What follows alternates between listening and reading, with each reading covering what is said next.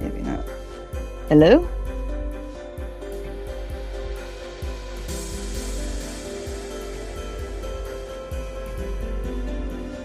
Ah, would have helped if I had my mic on. Yeah. Hi, Jen at OFW Adventures.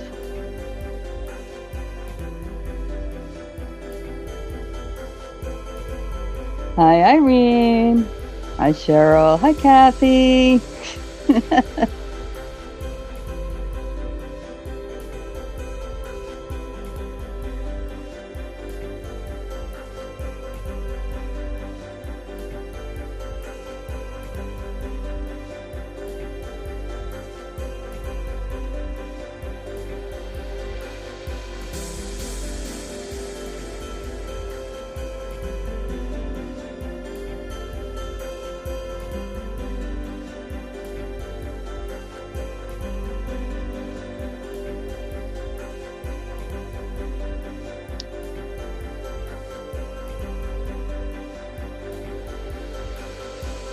Thanks, Cheryl. Forgot about it.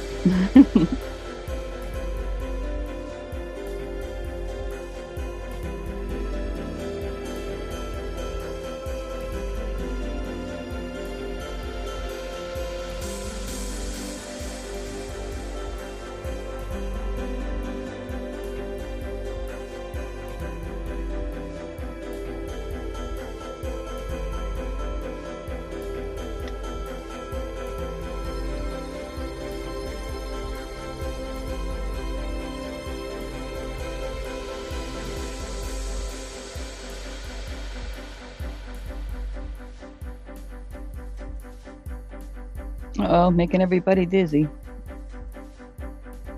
Well, so far there's not a consensus.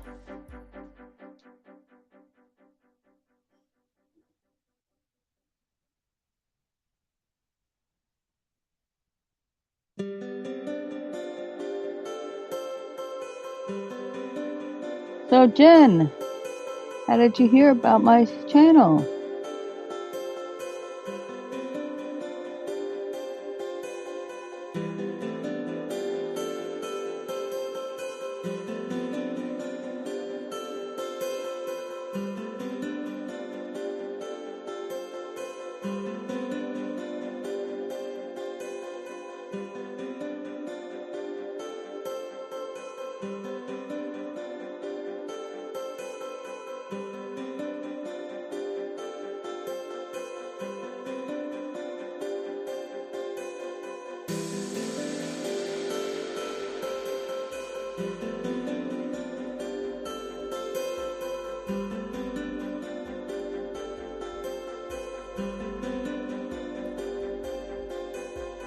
Let me see if I get a few more folks popping in here to give me the consensus.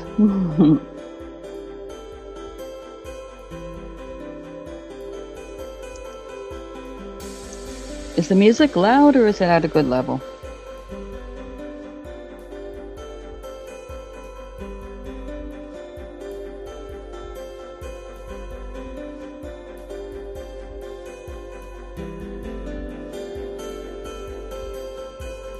Okay.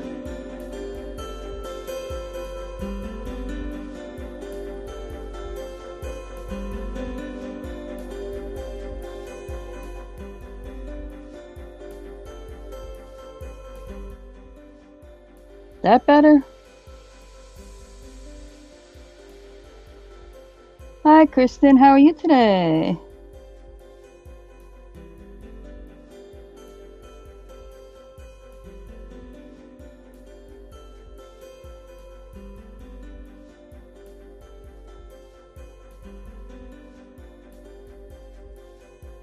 Gotta pick a number 1 through 4 based on the blue banner up top.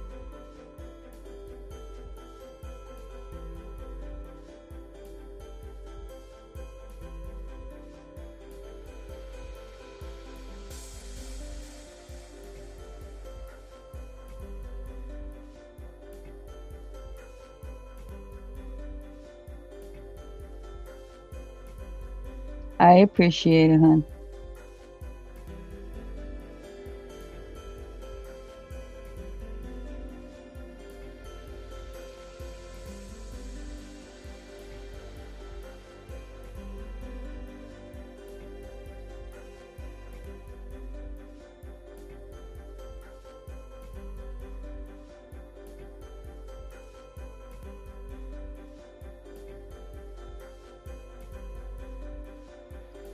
I think we need a change in music because that, I don't know, something about that is not.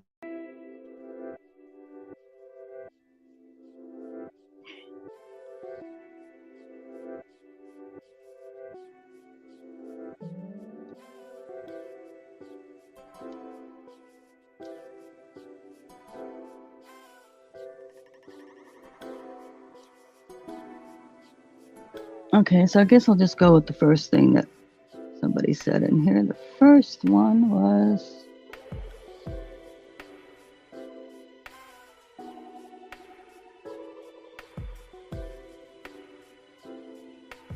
fridge magnets. Okay. Well, just to show.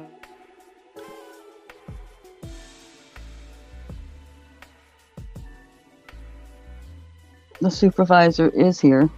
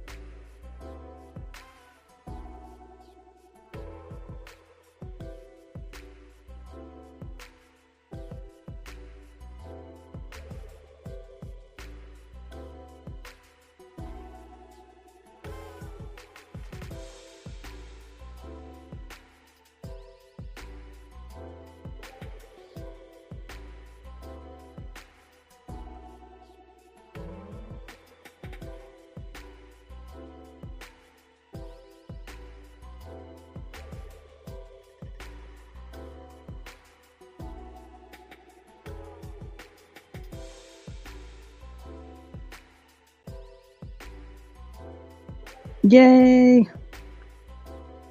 Okay, so we were talking fridge magnets.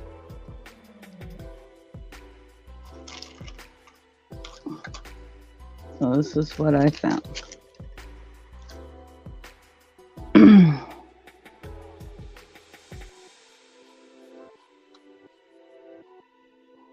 So I found these.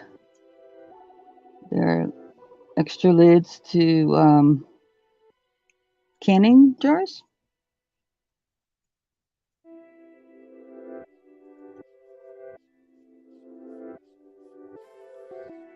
And I'm like, wow, wonder what I could do with that. So I picked up a little package of them and I'm like, okay. So this is kind of what I started to come up with.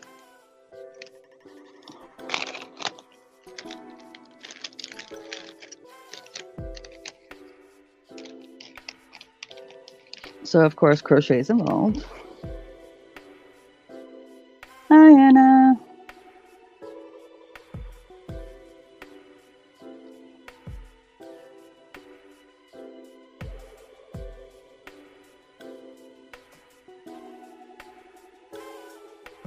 Okay, so I crocheted a circle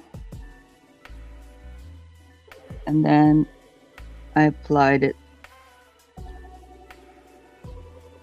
to the little things that I found.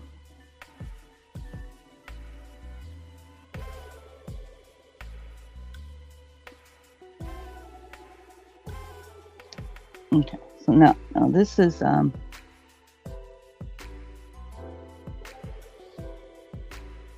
blue and white.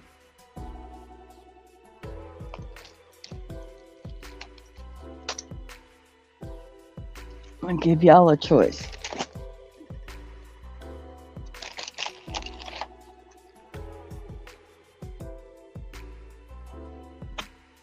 Fall colors. That shows as purple, but that is really like a burgundy.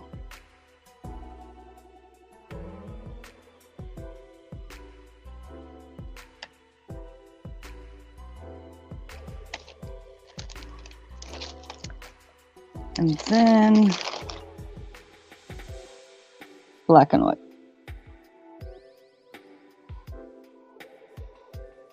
Well, yeah, if I put the little cork. Oh, that's a good idea. Cork circles on the bottom. That's a good idea. But it would really just be for a glass, standard size glass, because they're only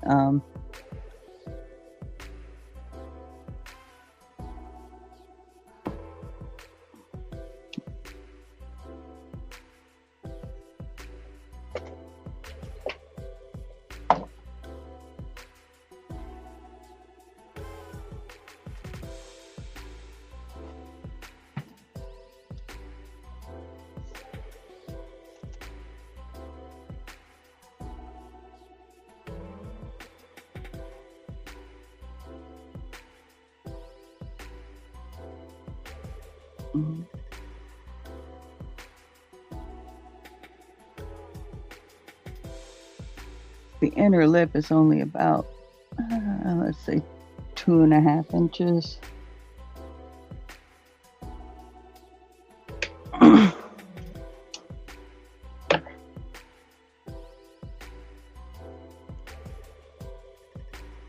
Well, I'd have to find the correct size of these. I just happened to run across these one day in a store. Okay, so are we going to do blue and white, black and white, or fall colors?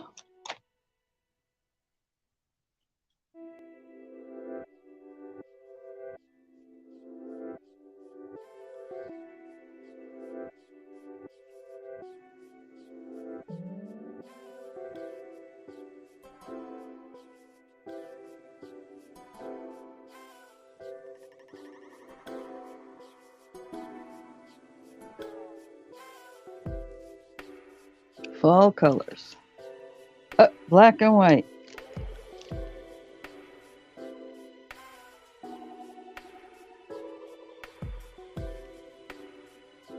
Okay, let's go with fall colors since Kathy was the first one to come in on that choice.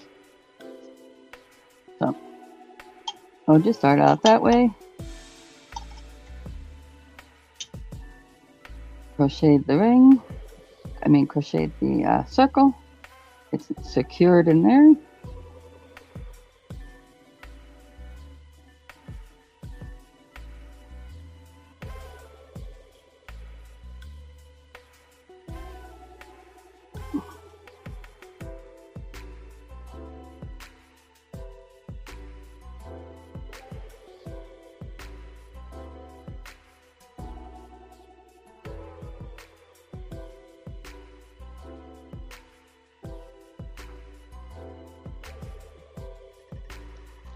So I went digging through some things and I found all these little lovelies.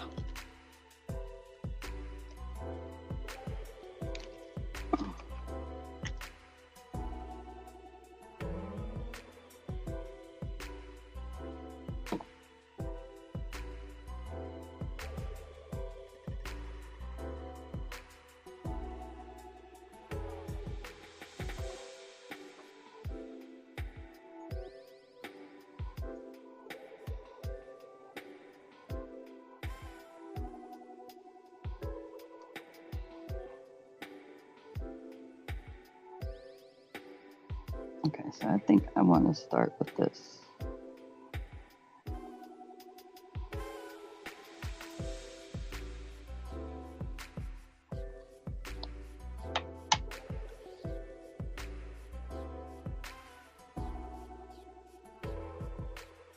We got our aliens.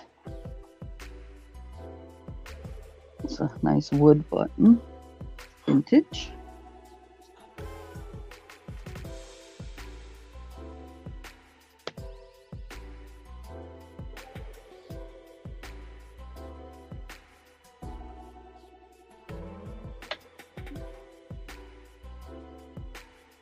Generous amount of blue, and we start off to the side.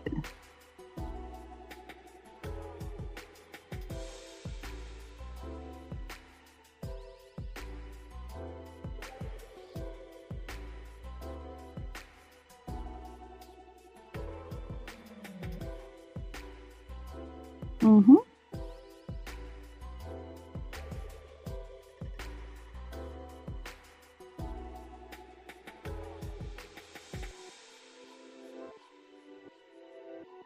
I wish this would show better color.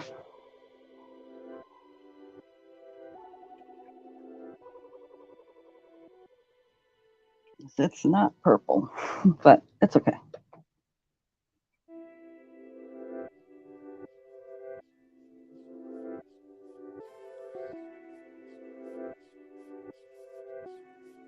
Let's see what else we got here.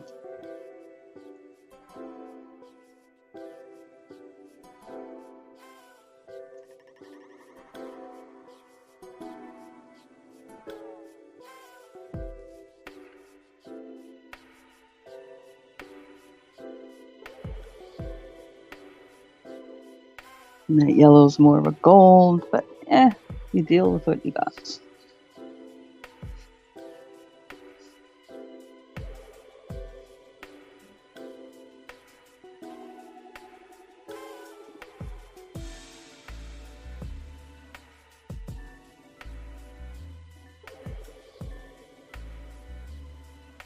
Old cloth covered button.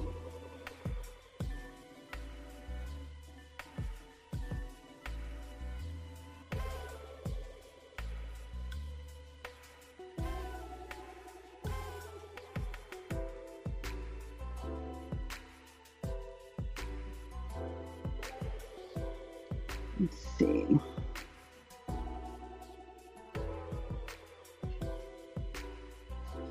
There's that.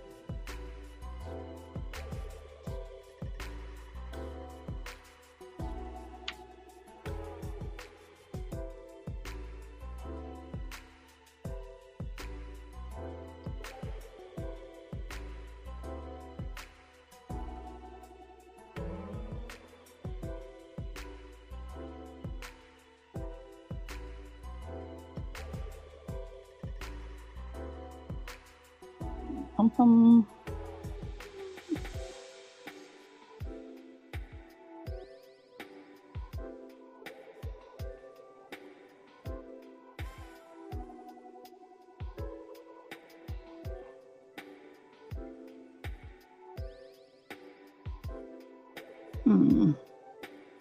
Which side?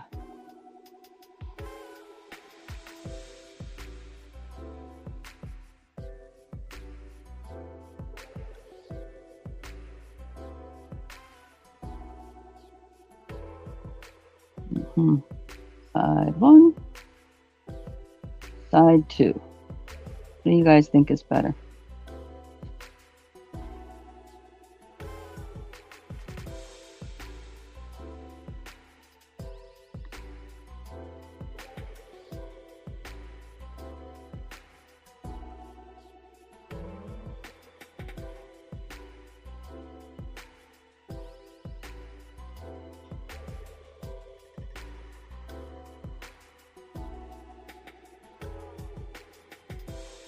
Side 1? Okay.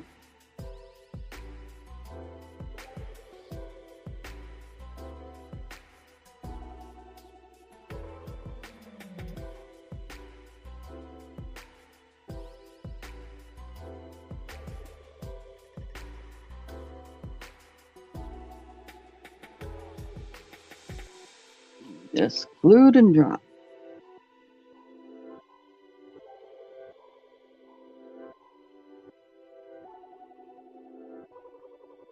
Let's see. Let's go with this.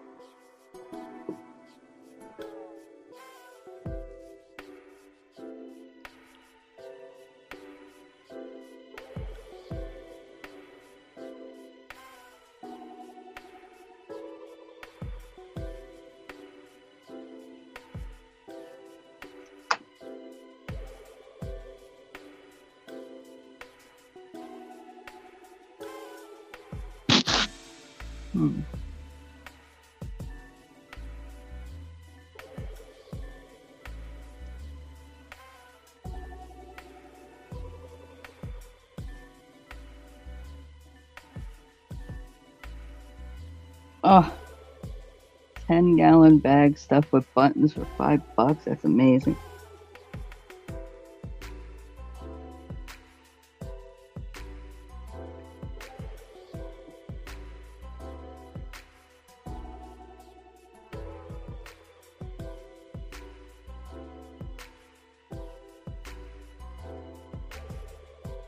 Oh, $5 each. Oh, okay. I was gonna say, wow, that was a heck of a haul.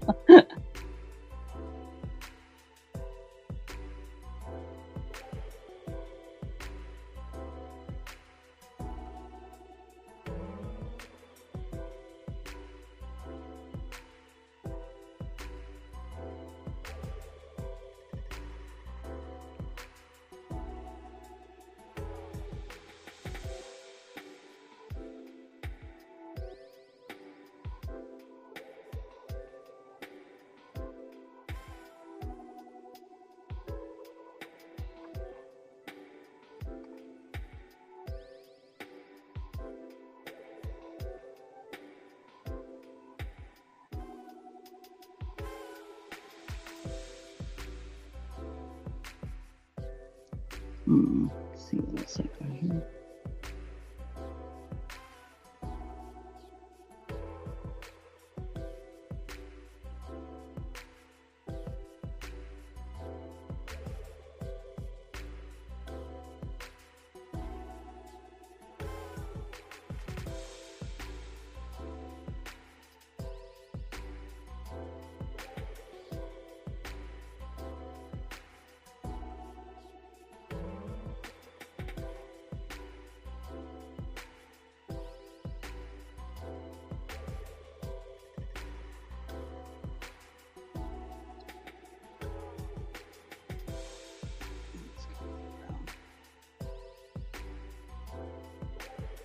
Oh, we're always building stashes of things.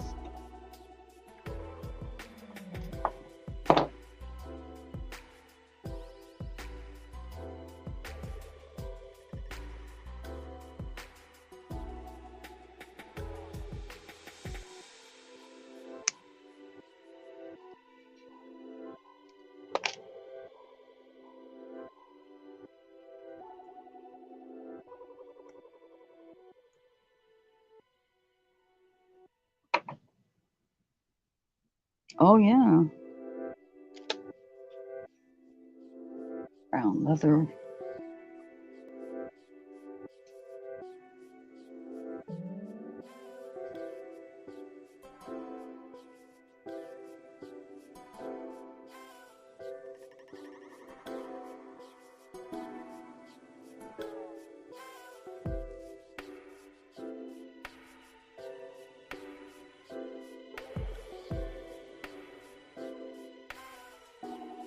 Hmm.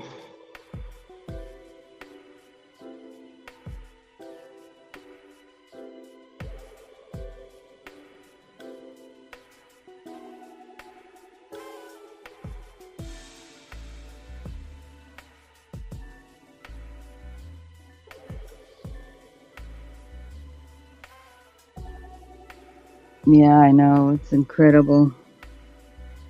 Well, everything went up because a lot of people that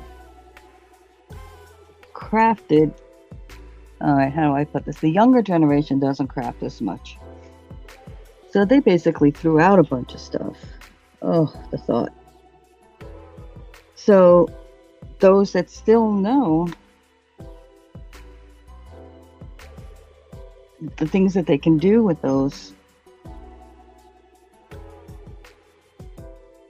wind up having to pay much more because they're getting recreated, first of all. And then not recreated very well either.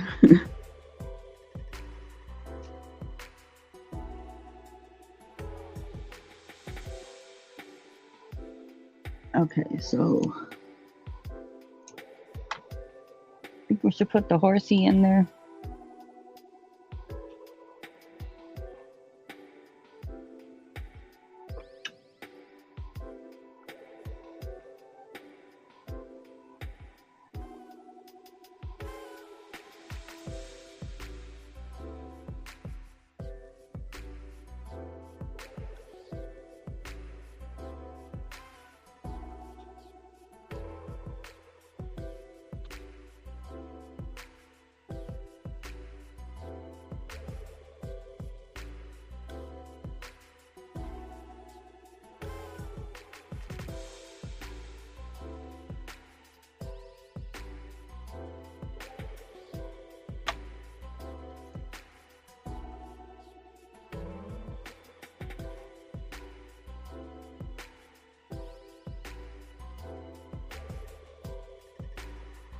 Well, whatever. You think we should put the animal in or no?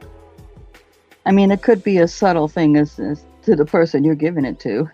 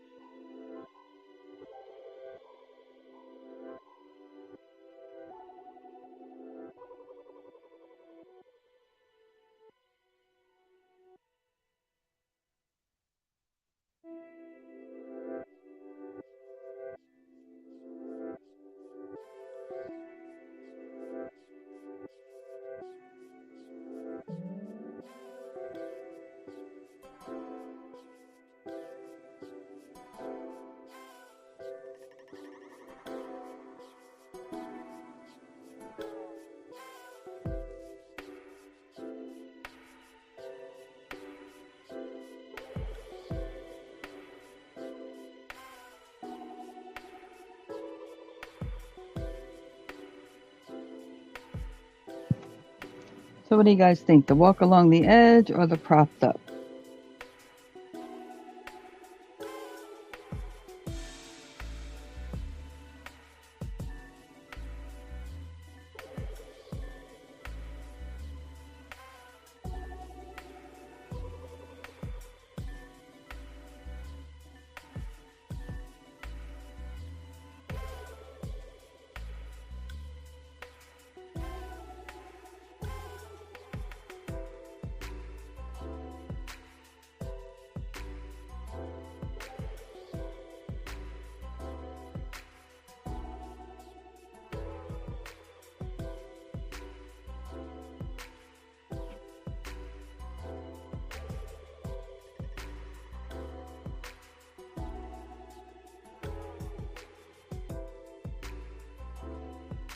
So you like it this way?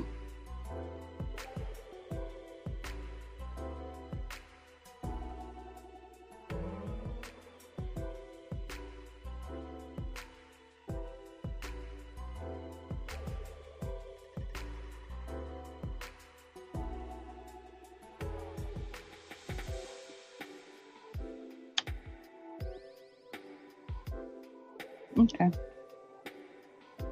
So, prop, lay. Now I'm confused.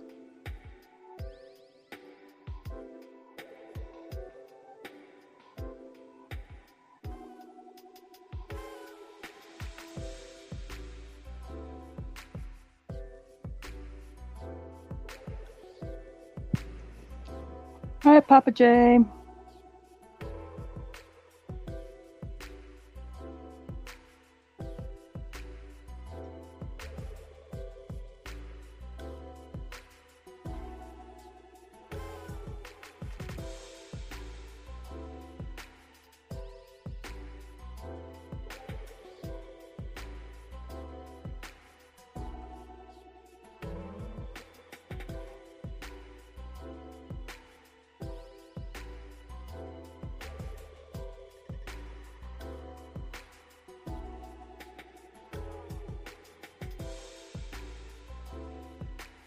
Okay, I think I'll go with that. We'll put a few more things on there and then we'll figure out where we're going to put him.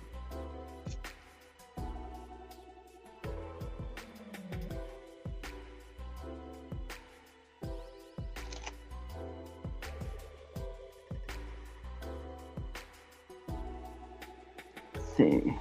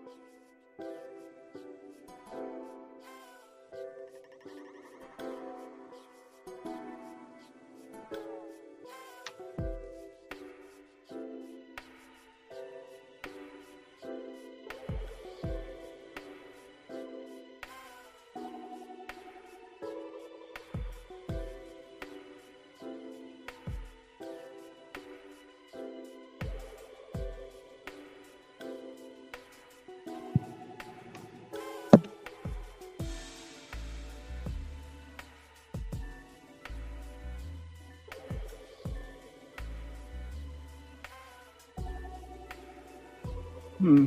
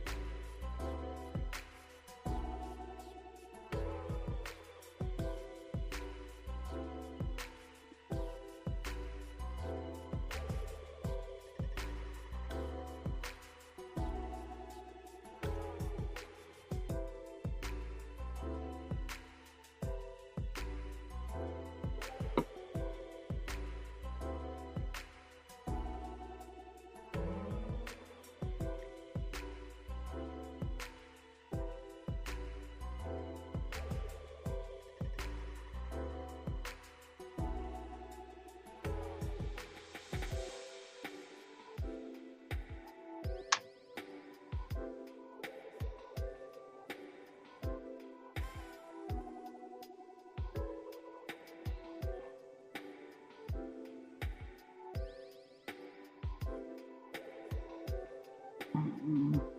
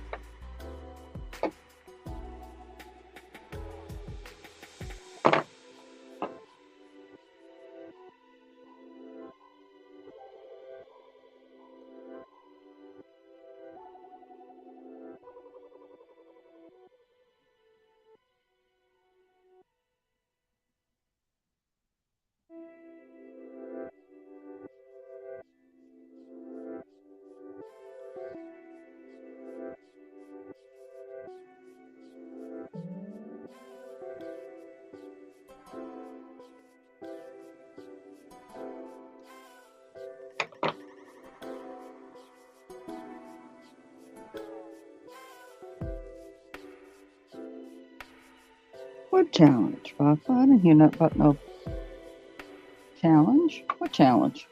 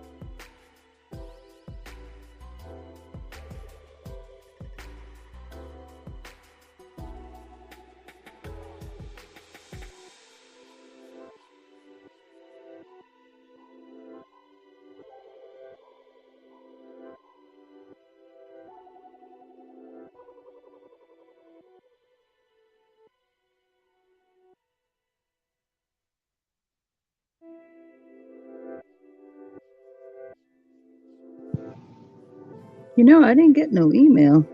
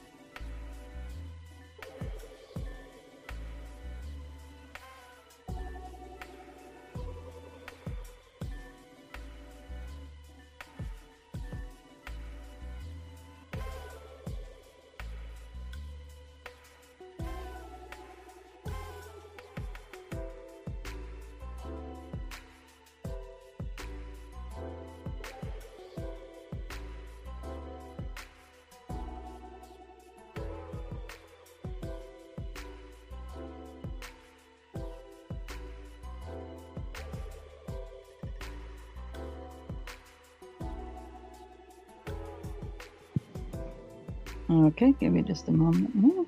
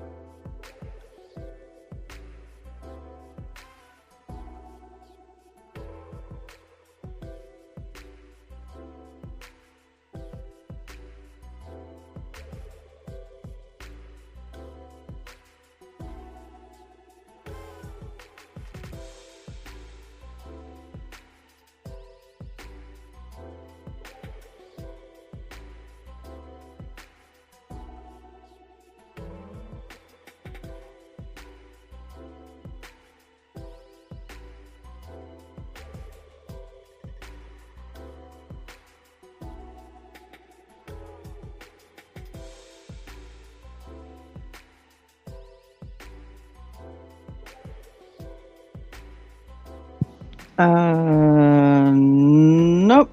Did you spell it right?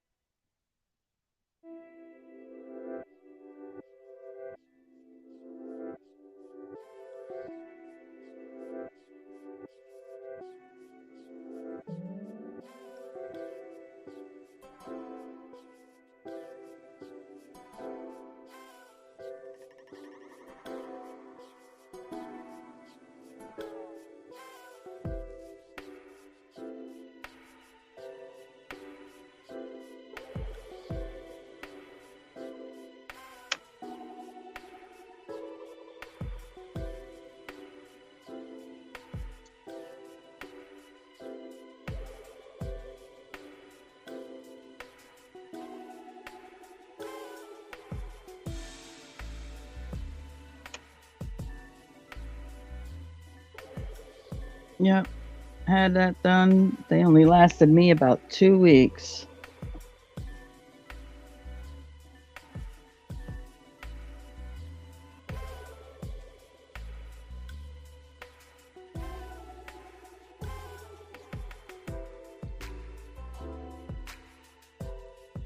The cinchetta.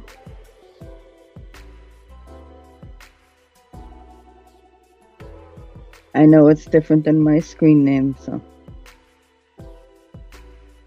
All right, Irene, we'll see you. Sure, I'll see you at some point. Hi, squirrels.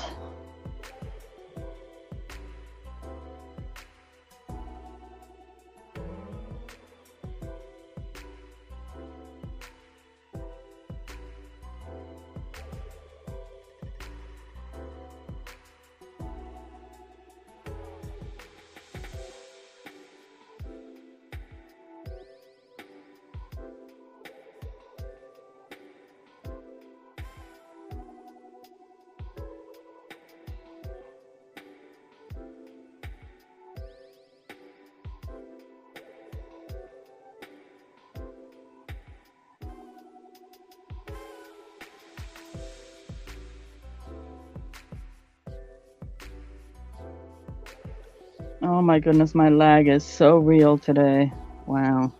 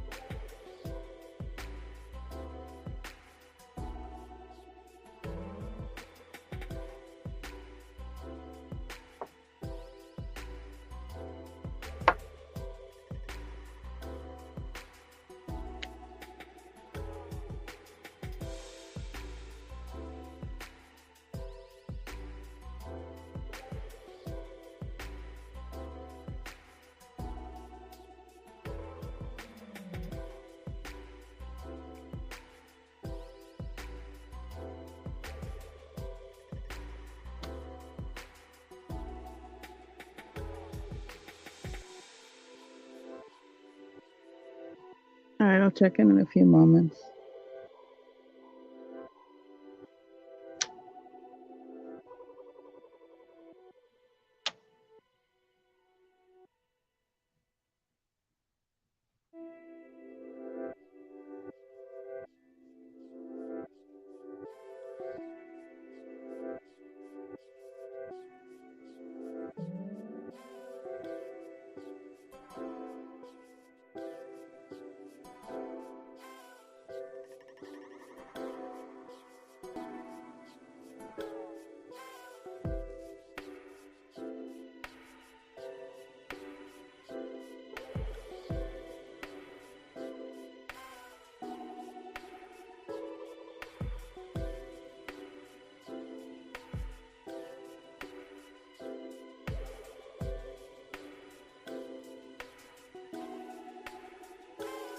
See, squirrel says it's a horse. They're telling me it's an ass. I mean, it could be. I mean, the legs are kind of short, but it is a button after all.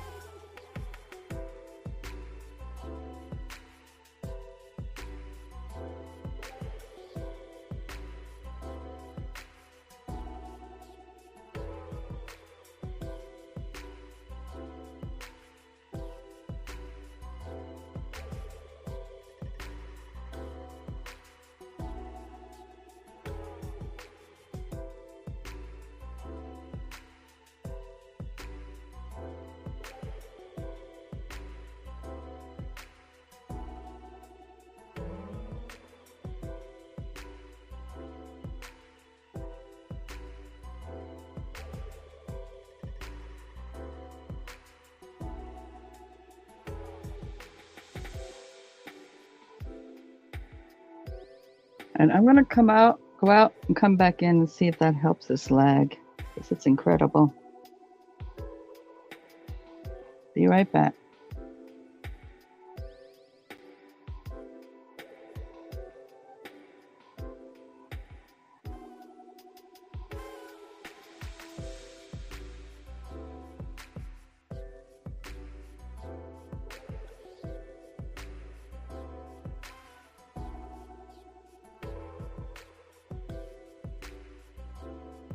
Okay, so let's hope this helps.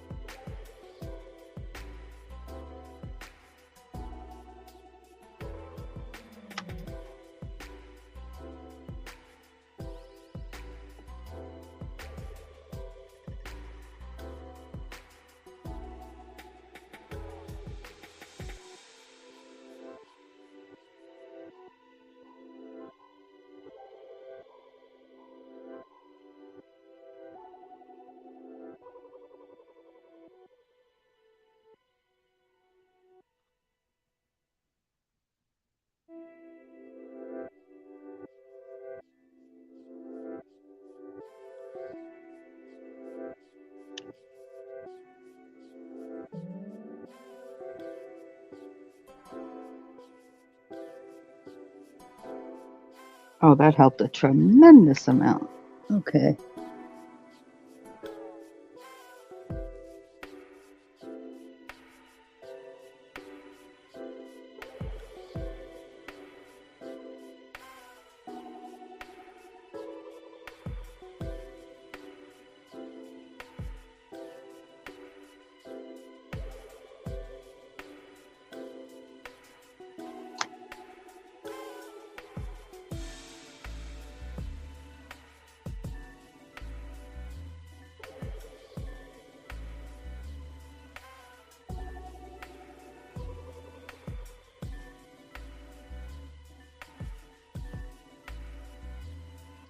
Okay.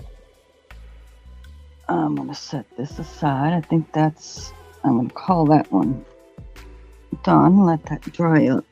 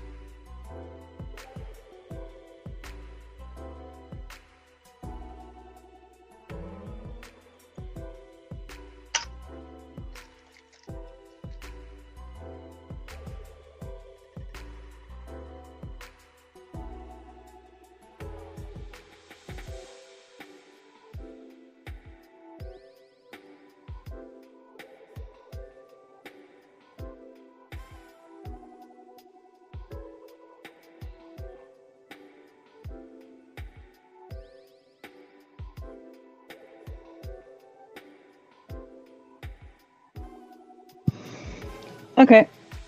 So what's next? Breaking down jewelry or creating a necklace?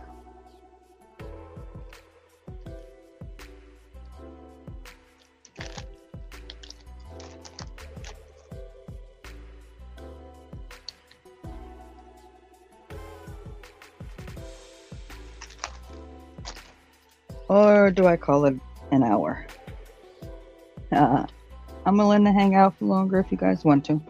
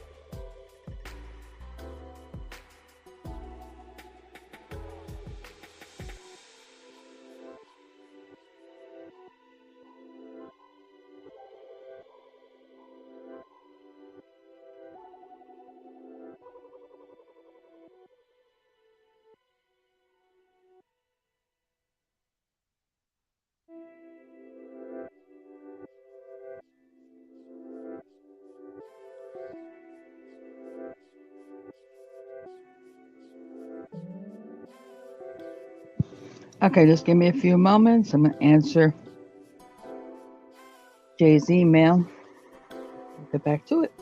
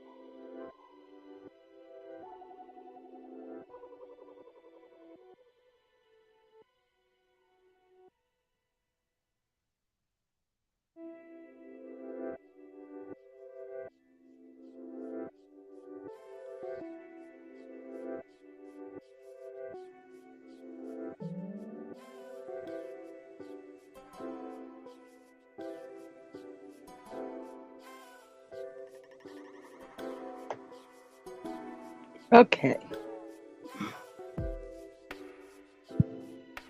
Okay. Sorry about that.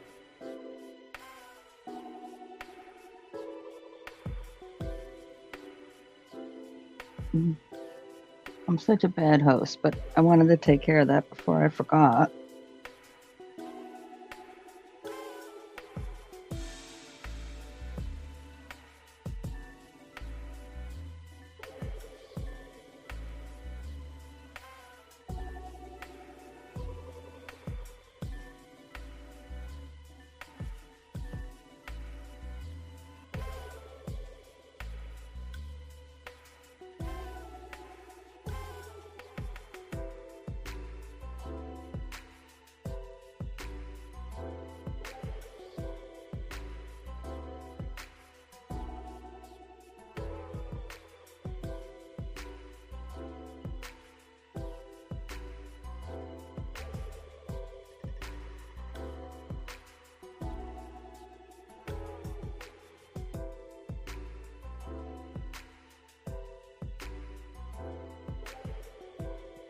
Okay, I think I'm going to break some stuff down.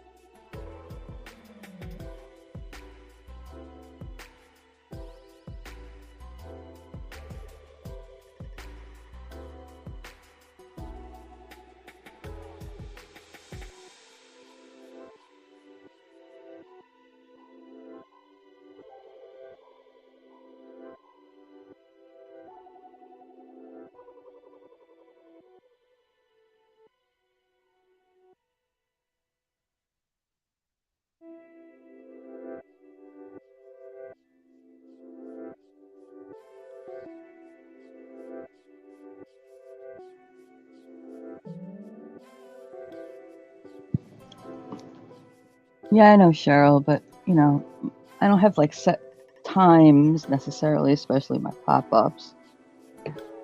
And just in general, I don't really know how long or how short I'll be on. So, I mean, I know people have scheduling and stuff like that. And it's kind of hard to find somebody who's that flexible.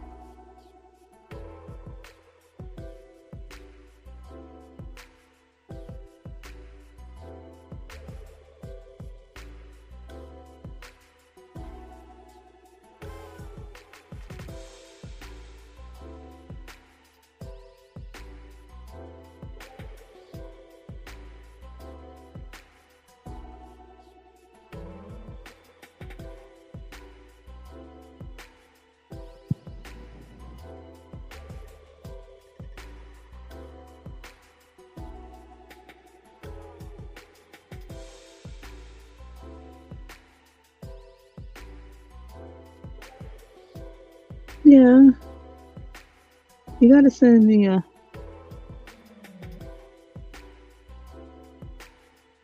email, Willow, because I gotta ask you a couple questions about the StreamYard thing, and we'll figure that out.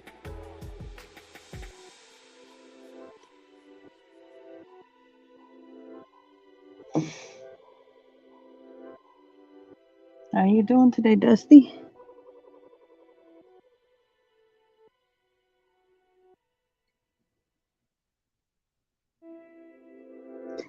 My lag is super duper bad today for some reason. So bear with me. It seems like I'm taking a long time to answer you.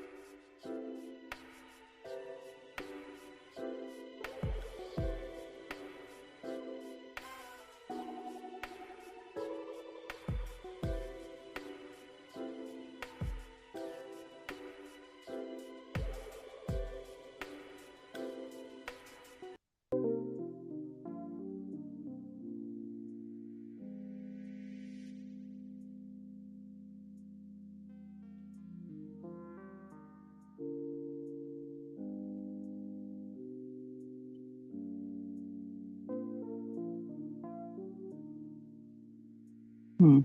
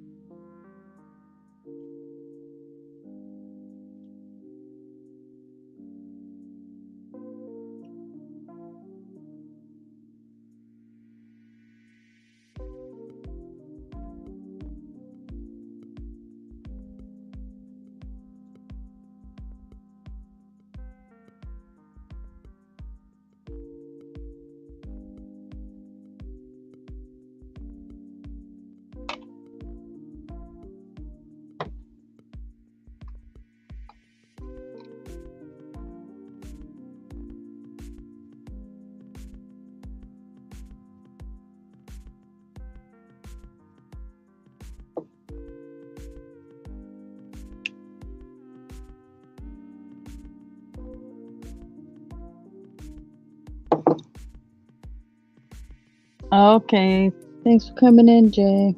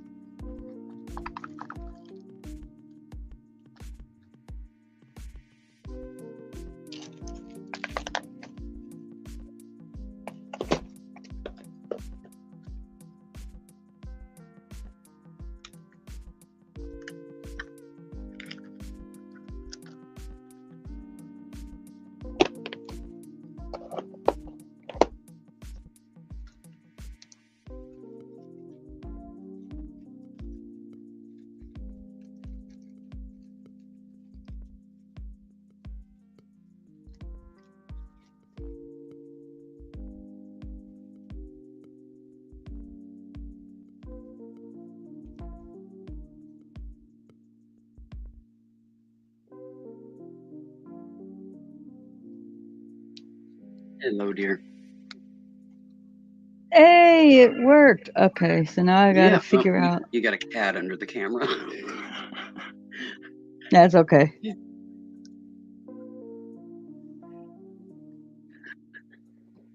Oh, wait. There we go. That stops the reverb.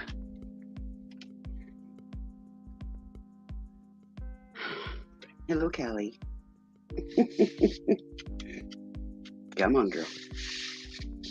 Good Okay, job. so how do I swap? Well, because if you're not going to be making anything, are you going to be messing around making something? Well, I'm working on getting my stuff, and I had a cat get in the way. So Cool. All right. I So had then I'll to- leave us half and half then. Yeah, that's fine. I had to move my laptop and move my project tote and get my light set up and get my camera turned on and plugged in, and I was just getting there, and I was getting ready to slide stuff into view, and here come a cat. This is the secret piece that I have been working on. Oh, you're showing that? Shouldn't be doing that. This is one tiny little component of the project. And this is Adrian cat's eye that I have put a beaded bezel on. And this is denim. This is quilter's cotton. And there is half of a magnetic snap. Hint. Gee, what is that? And for the first time ever seen anywhere, here's the photo. Wow. That's also beautiful. The back side right now is only interfacing. So this is heavy interfacing, which there is heavy interfacing on this piece as well, but it's inside. And I had only attached it to the cotton side via the snap, and I have just finished mounting the cabochon part to the interfacing now, so I can tie out, or no, I guess I have tied out, and that is ready to have the end finished, and it will be attached to the project. Cool. The project, first time reveal, is a backpack purse, a mini backpack purse. This is the top flap of the backpack. So beautiful. Nobody has known that until just now. Well, thank you. I'm very flattered you revealed that here.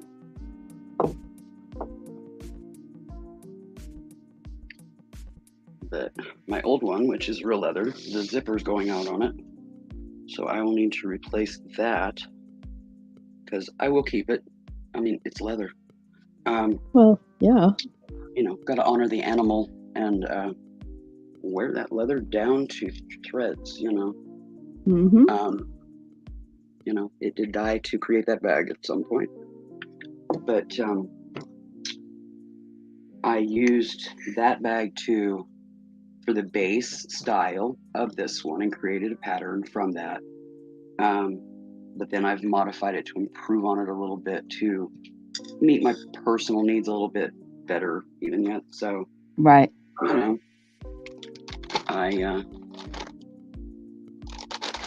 been working on this for weeks because it wasn't but a few days after Mr. Jim announced that he was going to be doing this that I rescued Jasmine the kitten that I have now.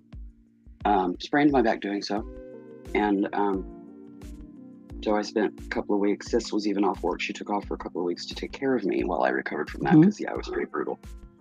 But I've been plodding away on this and creating the pattern and all of that. So the majority of the assembly is done. All of the inside, outside pockets, zippers, all that is done, with the exception of the main zipper that goes around here for the top flap of the backpack. And I just haven't gotten that done yet because I need to finish this beading. So Right now I am going around in a 2-drop peyote stitch around the turtle. And the best bead trays ever, contact lens cases. Contact lens cases for those little ones, yes.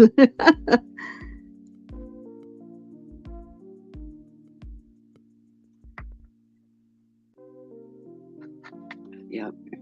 When I came in here, there was only me in the chat. Everybody else had bailed. Mm-hmm. So unless they come back and do a rewatch on your show, they won't see that. So, I was just going to say that I was waiting for you to get done. And you're my first guest. Cool. That is awesome. Thank you for allowing me to do that. I was a little skeptical. I know. Not of you, but in general.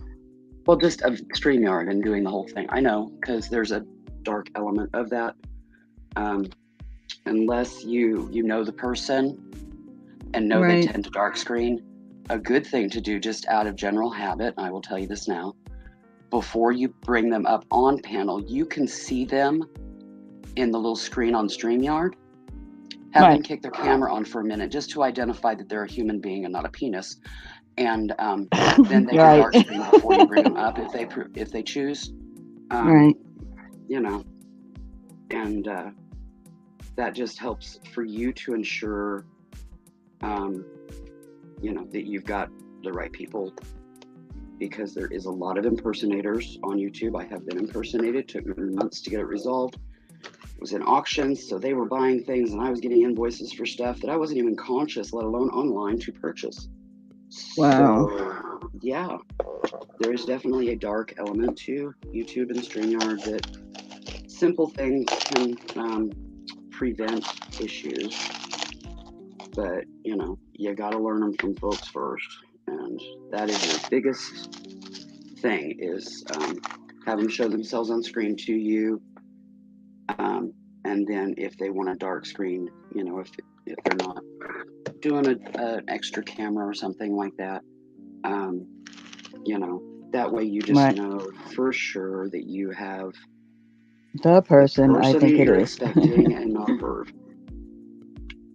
Because there's a bunch of pervs out there that love to pop in on these, but you pretty much know your people. You know, your core group that are regulars and people that you know from YouTube. Plus, since I'm new to actually doing the lives myself, I have my notepad here, and when people come in, I write down who it is, exactly how they spell their stuff and all that kind of stuff. Well, they can impersonate for that show with the exact same screen name. Yeah, but it's half the fighting battle. It was the exact same screen name. I was not blue anywhere, so they were saying, "Oh, I'm using a different device." No, I've always only used my laptop. I don't go online on anything else, and anybody who knows me knew that. And you know, just certain little things, you know. Right. And eventually it got to the point that I emailed personally every single channel that I buy from and told them, do not accept bids from me until otherwise notified. Buy me via this email. Right. Because I have an impersonator, they're buying crap, I'm getting invoices, and I'm not buying anything. Right. Oh my God, that's so scary though. I didn't. 4 months later, I was able to buy again. It took that long to shut that bugger down. But I also announced that in chats to people. And if somebody started bidding and the host or seller, you know, was occupied selling and kind of forgot that, the chat would remind them, don't take that bid. Willow's not buying, remember? And people had my back. And also they learned about going and checking the person. I had subs, you know, not tons, but over 100. And the impersonator had like 3, which probably were meant to be mine, but ended up being the impersonator. So, but yeah, we finally got it resolved. They finally got them shut down. They finally figured out how to tell with people, because I wasn't the only one. They were picking new people daily from the whatever channels that they went to. They would just pick people random out of the chat that were buying and impersonate them, steal their photo or their, you know, their avatar image, everything. And yeah, it got gnarly. And we still have waves of that happen, but we know how to handle it now. I wasn't even going on panel back then. I was, you know, pretty much new to the community and, you know, the live auction world of YouTube. Right. And yeah, it was crazy. But they know now how to handle it. And they know me a lot better. They know I'm not going to buy a lot of comics. They know I'm not going to buy a lot of coins. They know I'm not going to buy, you know. Right. So I was going to say that they get to know what you like the longer you've been here. And when it's something really outlandishly odd that you don't even make an idea of a statement of why you're getting that outlandishly odd product. Exactly. It's I mean, like, on wait occasion, a minute. I will buy something out of my norm, usually as a gift or a random home goods or something that I need that I, you know, got broke or something. And, oh, well, there's a replacement, you know, and I'll buy it. And I usually comment to that effect in the chat so they know that it is me and I am buying it, you know. But yeah, that's what I'm saying. If it's you, you'd probably say, "Oh my God, yeah, I'm so glad I saw that because I just broke my whatever." Yeah, last week, you know, and I've been driving me crazy. Yeah, you usually converse about a find like that. Not suddenly just start bidding on something and then bidding high on things too that you don't normally. Yeah. And, you know, everybody that knows me knows that I am on disability, very small income, and I'm very particular about what I buy. And, you know, I'm not going to pay outlandish prices for something. So I comp everything. And if I can get it cheaper elsewhere, I'm not going to buy it, you know, because I've got to watch my pennies. And, you know, I'm not going to pay $50 for something I can get for $20 on Amazon and get it delivered for nothing. And it'll be new instead of used or out of box or whatever, you know. But sometimes people pay crazy prices for stuff. On these auctions. They get fever. Oh my God. Well, I went a little nuts last night. Last month. I had to curb myself in. I hadn't bought anything, and then I started buying some things, and then it just became. It kind of snowballs. Yeah, I didn't like do badly in the sense it's not stuff that I don't like or that I regret in a sense buying. It's just a bit much for the month. Yeah. I hear you. Yeah, I've slowed my buying a good bit. I mean, this inflation, you know, you have to. Because buying jewelry, buying craft supplies, stuff like that, those are splurges, you know. The basic things to live are a far more priority. So, you know, I'm not even going to buy junk jewelry because it's still a privilege because junk jewelry is crafts for me. So, you know.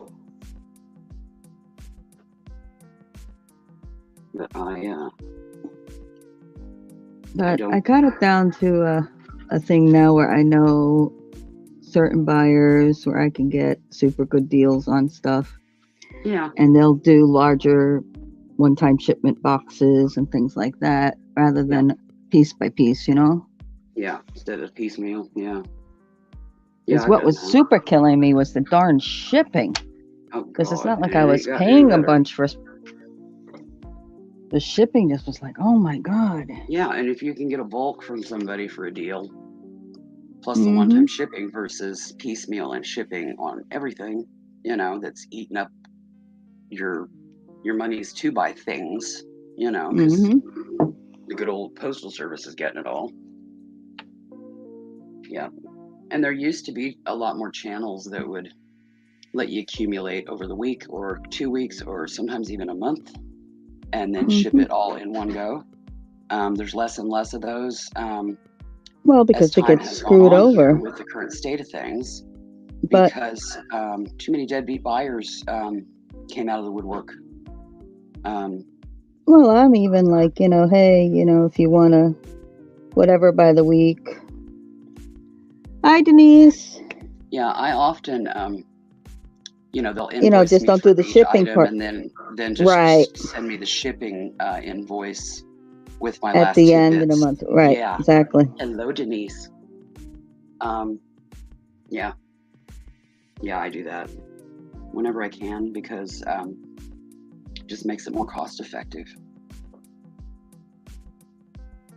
You got more money to spend on goodies because you aren't getting it all in postage and packing materials and all that. So I got it down to 2 people for my jewelry stuff. Mm-hmm. And that's it. I'm gonna try not to do, unless I am somewhere where it's like an exceptional piece and I think I can get it for, inexpensive. Okay. Yeah. But every other once in than a while, that, a piece shows up that you just gotta fight for. I hear you. Yeah, but other than that, no. I'll support. Same. I'll watch. I can't do it anymore. I mean, I just went a little too cuckoo. You just got to be mindful of our spending, and that's just the way it is. But and there's not as much craft stuff as I need. I have a monster stash. I'm actually downsizing some of my stash because there's certain mediums. I've done that too. Yep, I've done that too. Yeah. Because it's just too much stuff. And it's like you look at it and you're like, oh yeah, I'll get back to it. And then, 3 years later, you're like, I've never gotten back to doing that. Mm-hmm. Yep. Or even if you do it, like for me, I have tons of cross stitch stuff. I used to have way more, but I am downsizing again because I just don't cross stitch as much as I used to. And my tastes in what I do cross stitch has changed. Right. So the things that you have, you're looking at now going, you don't want to, it looks too boring or it's too whatever. And, well, especially not like the same appreciation. Holiday decor. What may have worked at the place I lived before, which was my childhood home, right. Doesn't work for this place. It doesn't suit it. So, just that kind of thing. So I don't need those motifs anymore, or those patterns, or those kits, or whatever, because they're just not going to work here. So I donate the stuff to charity. That's what I wind up doing too, because I don't do auctions, Oh, yeah. No, I'm not doing that. I used to be a reseller, not anymore. On the energy. Well, I was a reseller on eBay many, many years ago. I was a reseller on half.com before eBay was ever a twinkle in its eye. I remember half. Yeah, I remember half. Way back before eBay ever owned half.com, which I think they've pretty much just absorbed now. I don't even know if it still exists. Oh, yeah, it doesn't exist anymore. I figured that they bought it and then absorbed it because, that's what you did back eBay then. Just as easy. But, you just convert people over to the other platform, and once you got enough of them over, you just go, okay, then we're not supporting that anymore. Clunk. Yep. Okay. How are you doing, Denise? Well, there's a couple of people in here. I don't know if one of them's YouTube. Yeah, I'm one of them because I popped out YouTube chat. I always pop that out when I come on StreamYards. Just have it as a moderator. Yeah, I have it on too. So I could see things as they happen. When you call an auction, YouTube's chat is often faster than StreamYard chat. Oh, yeah. It's kind of hit and miss now. For some reason, Rona has affected that. But, I just roll with it. Okay. What I suspected to happen has my drops have kind of faded out, so now I can just start going around in a general stitch. Change it over to bead embroidery instead of peyote.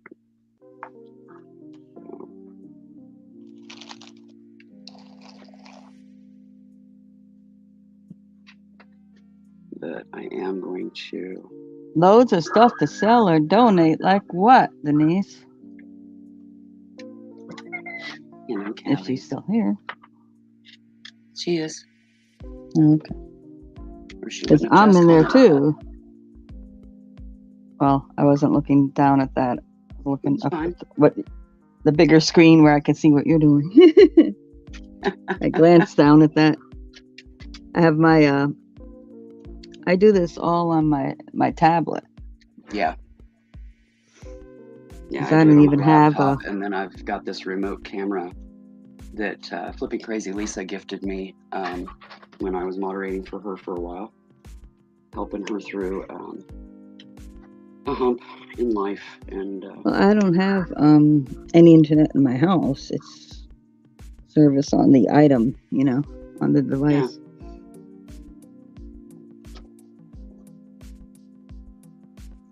Well, it allows me to have a down camera. You know, you can't really do that with the laptop, having it tilted down and then try to be able to see chat. It just doesn't work. Right. Just going around here, I did a couple of rounds of payout. They're attached to the original base round that I did embroidery style, and I am anchoring the payout to keep it strong. I'm going to go around and do that, and then start back in on my weave. So you're gonna be doing that whole panel and the smaller beads, or just right in that center section? I'm kind of just playing it by ear as I go. I do think there's going to be at least a row or two outside here. I don't know if I'm going to do a full, you know, because of weight. I have to watch the weight because my shoulders are shredded. That's why I can't carry a regular purse. I have to carry a backpack because I can have the backwards force against my collarbone, but I can't have the down weight of the purse hanging off of the shoulder, because both of the main ligaments at the top of the shoulder, that strap across the top, both of mine are gone. They're snapped. So I can't carry a regular handbag like that. My body just will not accept that in no way, shape, or form. So, well, I started. Denise, my email's there. If you want to send me a couple of pictures of the jewelry making stuff, I might be interested in some of that and get it off your hands. But other than that, I mean, all the rest of the stuff, it's kind of like been there, done that. You know, the scrapbooking, the rubber stamp, and all that stuff. So, although rubber stamps are pretty darn popular, you might want to sell those on here somewhere, because they can get quite a bit of money. You can always contact pretty much any of the sellers that sell that stuff. They'll jump on rubber stamps. Like, I do a few. I'm very particular. I don't do that much rubber stamping, and I don't generally do it on paper. You know, so basically I'm just getting them for home decor projects that I've been looking for certain things. But yeah, just contact any of the, if you would please, ethical sellers that sell crafts, the ones that respect them. And they would probably bulk buy a lot from you of anything like that if you're wanting to get rid of it, and they'll resell them, or you might be able to do consignment with them where they'll sell them on their auctions for you and you get a percentage of the sales. You know, you just have to ask around and see who's willing to work with you on something like that, and which type. You know, do you just want to sell them outright, or do you want to do a commission? Find who works best for you and do it. You know,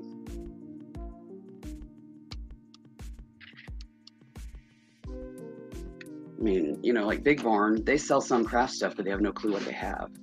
But Cindy Loves Jewelry, April Stitcher,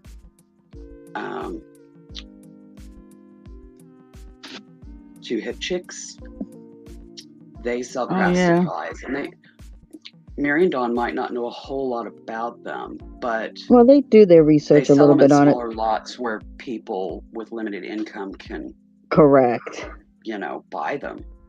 And I bet Mary and Dawn would buy from you in either way.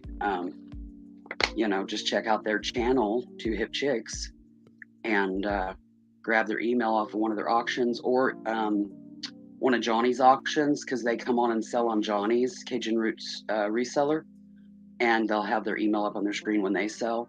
Just grab their email from somewhere and email them and ask them, I've got this kind of stuff and this kind of stuff, and I know you guys sell small lot craft stuff, for, the non-reseller world. Would you be willing to bulk buy or consign to sell this stuff for me? I don't do auctions. Talk to them and see.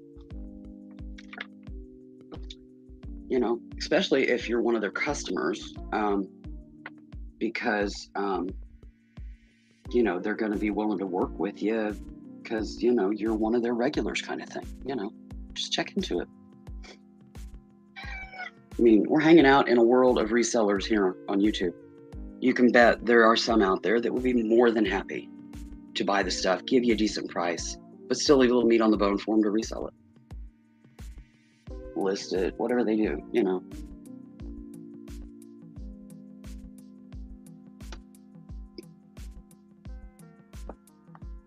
All you can do is try. But I am sure that there are several of the gals out there that would be willing to do that with you. That way you could just get together, a good size box and get rid of it faster. Yeah. Or even a couple of boxes or whatever, and send it off to them. And,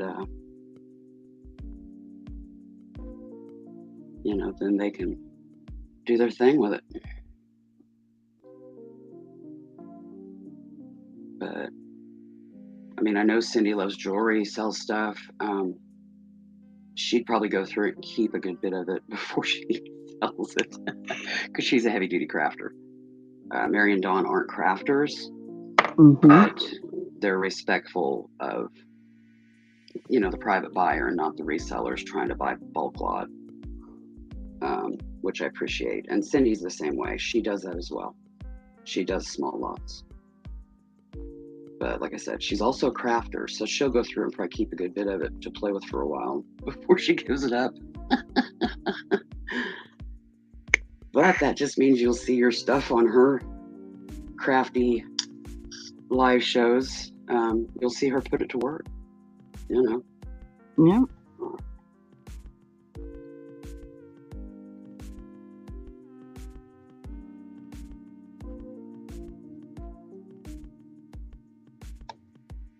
Because especially rubber stamps. She's a big creator. Rubber stamps, paper crafts. I think she makes jewelry as well. I can't remember now. I'm suddenly having a brain fart. But just contact some of them and ask them and see what kind of interest you get. Well, it takes a few minutes to send an email, and you never know what's going to come out the other end. It could be a really good collaboration to clear your stash room and make you some money and give them some goodies for reseller crafting.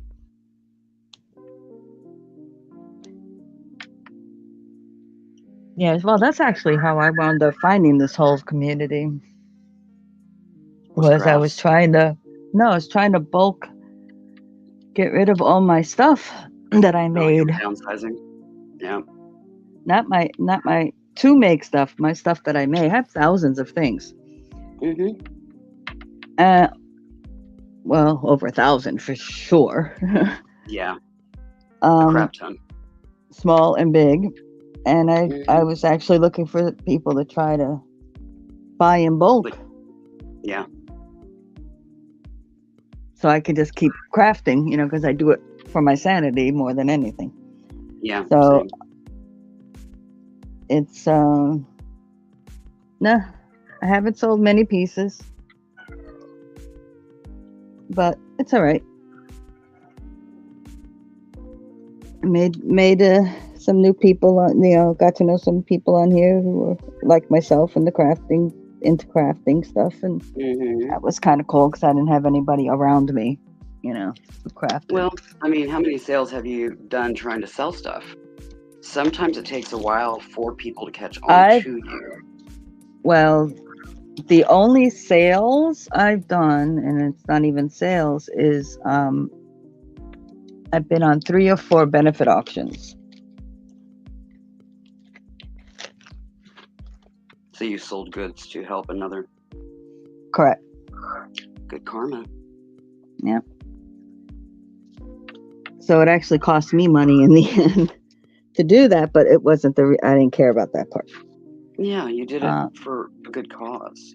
You did it to help others in a way you could. You couldn't necessarily afford to send them cash, but you could sell some of your handmaids and garner the cash to be able to contribute.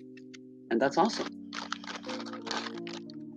Yep, and I did it with, the smaller stuff, so the shipping wouldn't be so crazy for me to do that with. And you can offer bigger stuff, though. If it's an awesome crafter's piece, people are going to jump all over it. Yeah, but for benefit auctions, I have to pay the shipping on things. So when things go big, no, I mean, if you did a regular sale. Oh, well, on the benefits. Yeah, I hear you on that. But if you decided to start selling some of the stuff to liquidate it, aka to garner money to be able to buy more crafty really stuff, can't. What you are doing now. I'm gonna have to be selling some of the things I made for Mr. Jim's challenge, and he's helping me out with that. And cool. That'll be about it until if there's really no way, because my income affects so many things for my living. It's very difficult for me. I hear you. I'm the same. I mean, I could jump on tomorrow and I could go on for probably a year without really, still making at the pace I'm making. Yeah. And have no reason to get anything anywhere, Yeah, but, or to feel pressured to make things. But yeah. I hear you. But those things that you have made, you could donate some of them to the hospital gift shop. You could donate some of them to the Senior Citizen Center gift shop. Different things like that. Just to get it out of your way and, let the creative light shine in others' eyes by having one of your pieces, that they were able to get. I donated where I could. And then ever since the pandemic thing, everybody, the rules have changed for all that now. Oh, of course. Yeah, they don't want soft lines anything, aka anything textile, fiber. Right. Which is everything. It can hold the bacteria.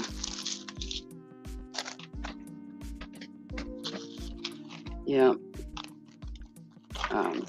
Those days are kind of over. Yeah. We've been needing a love seat. And you can't find them in thrift stores, flea markets, anything like that, even though we've been open now for a good long while, because they're not carrying anything softline. Yep. So, and we can't afford to buy a new one. And we can't find one at a yard sale or something because we don't have the means to get it home.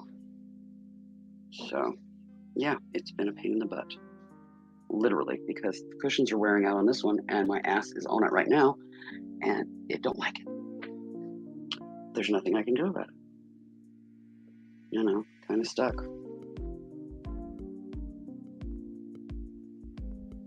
If I still had my full-size van, no problem. they'd be willing to pop it in the back of it, get it home, and I could call my brother and he could come over the weekend and help Sis get it in the house. But yeah, can't. He's out of town, so it's not like he's Johnny on the spot if I find a deal at a yard sale. Right. You know, he's out on a rig. He's a truck driver, so he's home on the weekends. But yeah, just calling him Johnny on the spot. You know, can you come and I just bought a love seat at this yard sale at this address. You know, can you come grab it? Yeah, that doesn't work with him. So that ain't gonna happen. Right. But one way or another, we'll get her figured out. Yeah, eventually.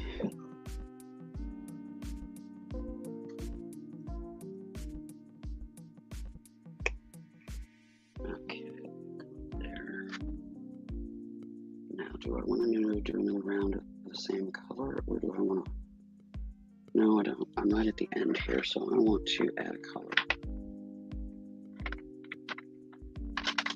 I'm just about ready to touch the edges of these, and I want another color in there, in that area, before I touch those.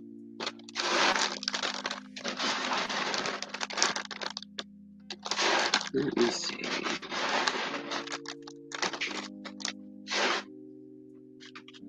I want to do fossil beads.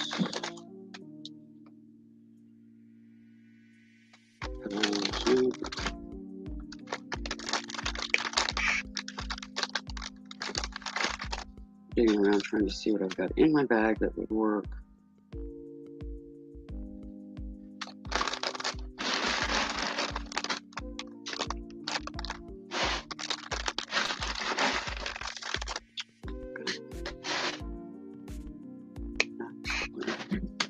Probably need to stick with 15 also.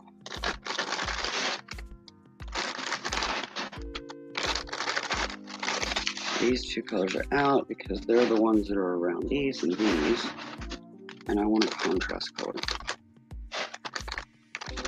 All right, what do you got going on? I'm sorry? Where are you at? What do you got going on? Oh, I'm muttering to myself about, I want to change the color because I'm about ready to as you got closer to those. Okay. And I want one ring of color of a different color that's not these colors. Right. But I think I'm going to have to grab my tray of 15s because I don't think that I have anything in this bag that isn't.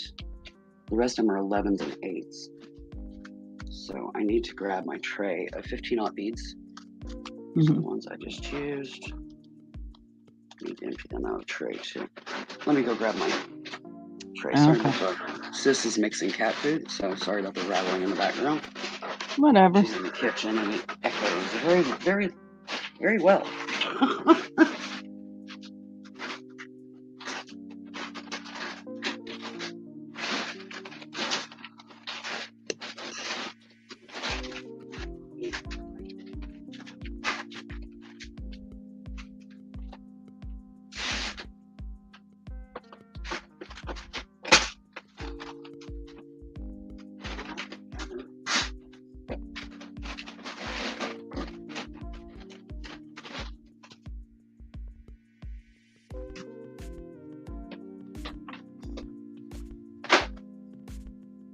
Morning, sis.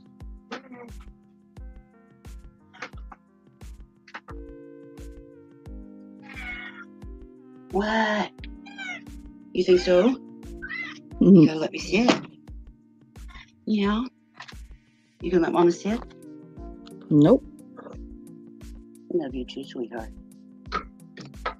That's my old lady. She's like, that was my seat.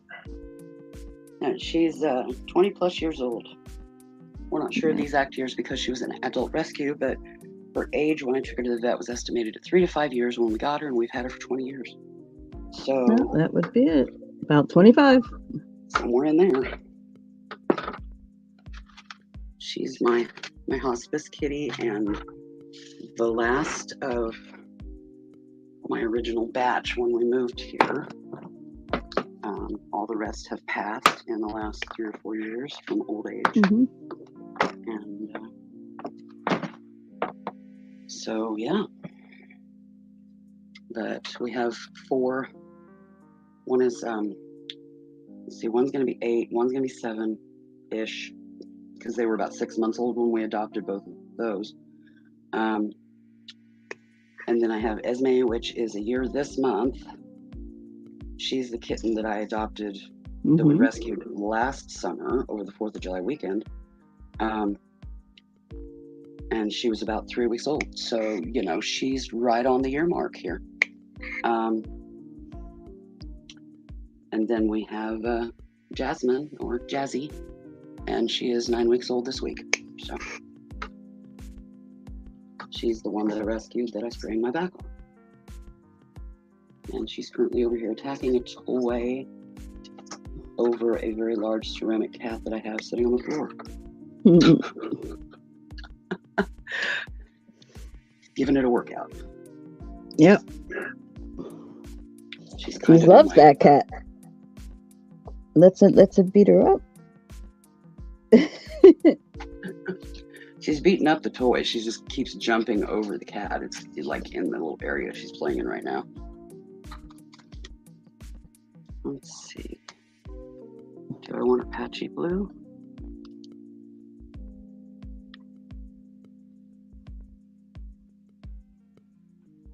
I have a whole tray full of the 15-aught beads here that I am picking through, trying to decide what I want to do here.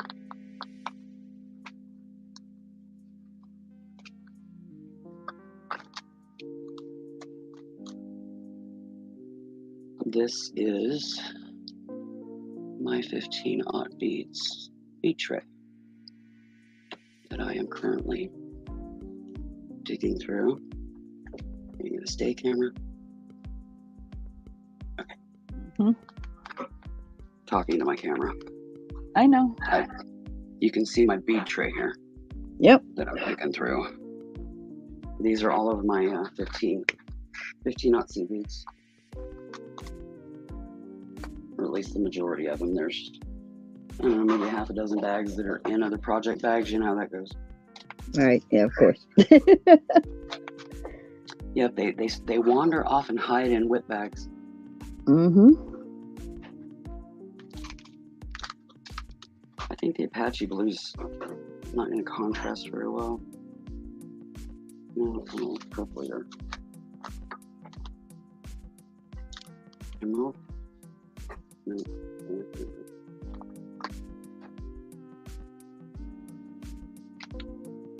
Orange is maybe not bright. I'm sorry? An orange, maybe not super bright.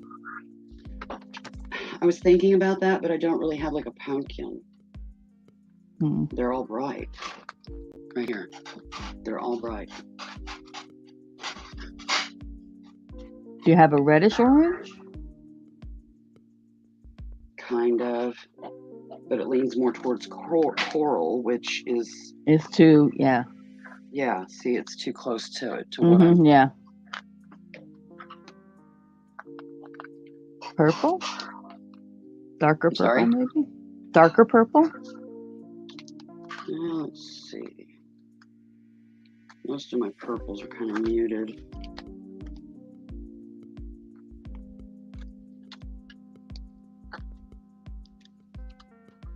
They're pretty dark.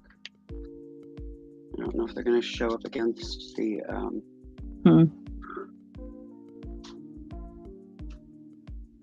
denim very well. And that teal? Next to this. What do you? It was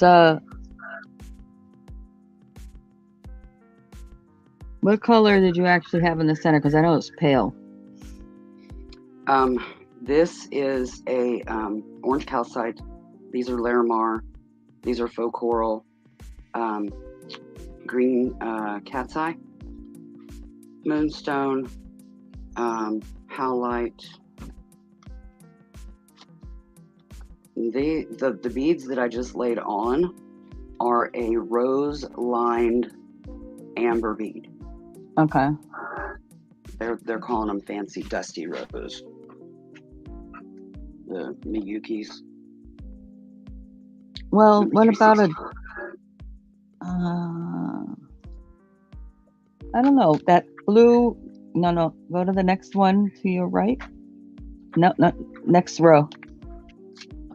Is that purple or blue up in the center there? This is periwinkle.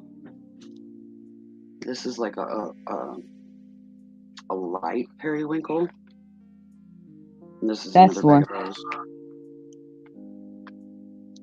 Well, this one's another bag of those. Yeah, no, but I'm saying the darker, but it's bright, but it's dark. And it'll contrast with what's there, because you don't really have that kind of blue going on right in there. Yeah. Yeah, we'll give that a try.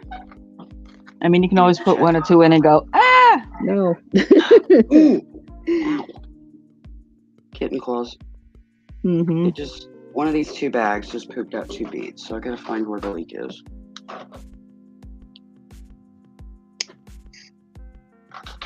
I'm gonna find out which bag has. They get these creases, and the plastic over time will split there, and they will start pooping beads out here. Wasn't that one, so it's got to be this one. Oh, they're still coming out. There it is, right there. Little split right there.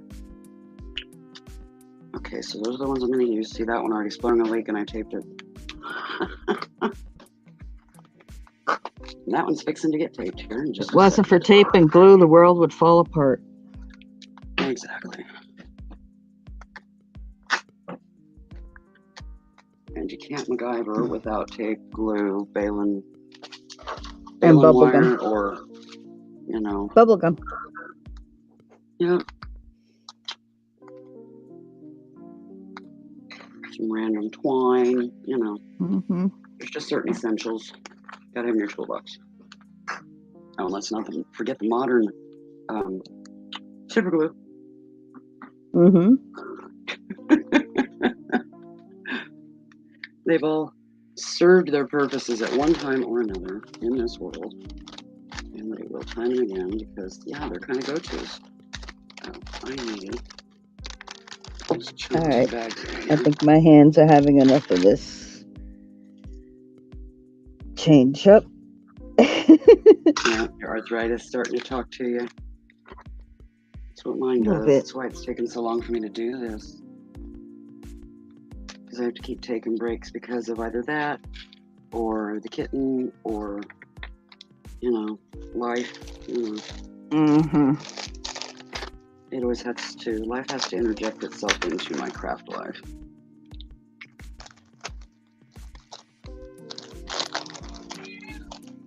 You have any obligations later today, or?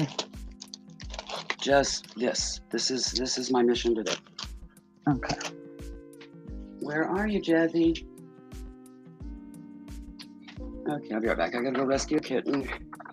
She hasn't quite gotten reverse figured out yet. We're learning. But I have to rescue her on occasion. Which is why she doesn't get to stay out 24/7. What are you doing? What are you doing? Huh? What you doing, sweetie?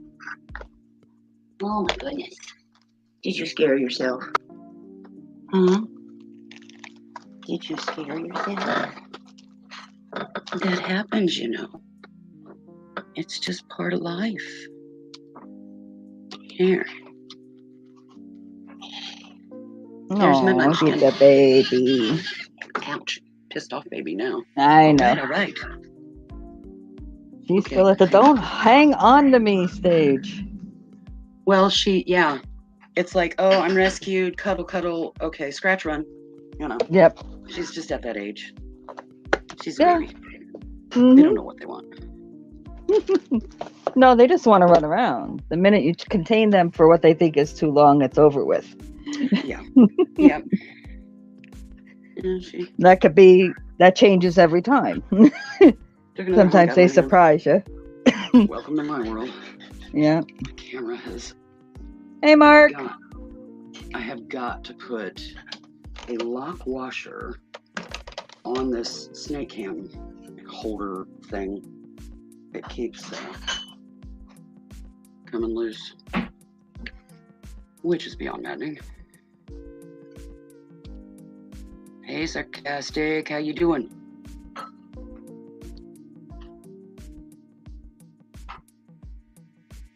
Sorry, I want to snip that tag of skin so I don't catch it on something else and peel back even a bigger hunk of it. Oh, should check my... I don't need it bleeding when I'm trying to work with fabric and sewing. It ain't right now, but it will be if I rip it any deeper. It's right on that line of hitting crowd flesh. The clacking you hear now is Sis is feeding the kitties. And that's why you also hear a orchestra of kitties crying. That's atypical male. Just like, you know, most men being really big babies when yeah. So they want to be held and... Yeah, but this one's a girl. So. Right. Mark was saying that his male cats he finds like being held more than the females. Oh, actually, my males were all real big cuddlers. They were my lap cats. They wanted to be sprawled across my lap, leaning against my tummy, with my hand on them, rubbing them constantly. If I even stopped to scratch my nose for a second, they would look up and give me that stink eye. It's like, you're not petting me.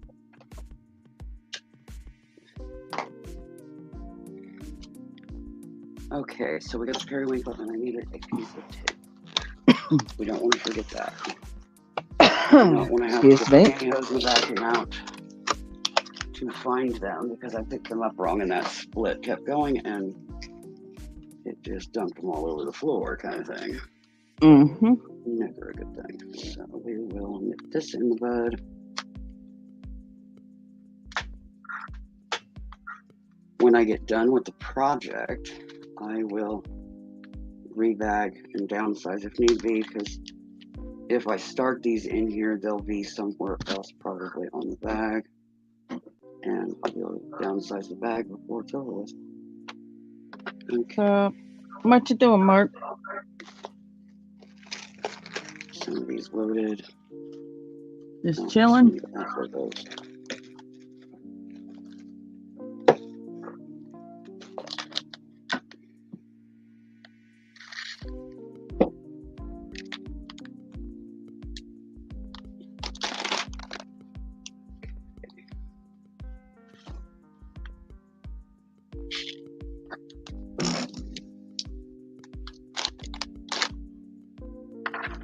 Go. What's this? Get it off my table. Them trays are heavy. Mm-hmm. That tray is just a hair under 2 inches thick. And it's, I think, 17 inches long. It's a big tray. And it's packed just full of teeny tiny little blobs of glass that have holes in them called seed beads. And that's one of about 20 of those trays that I have for seed beads alone.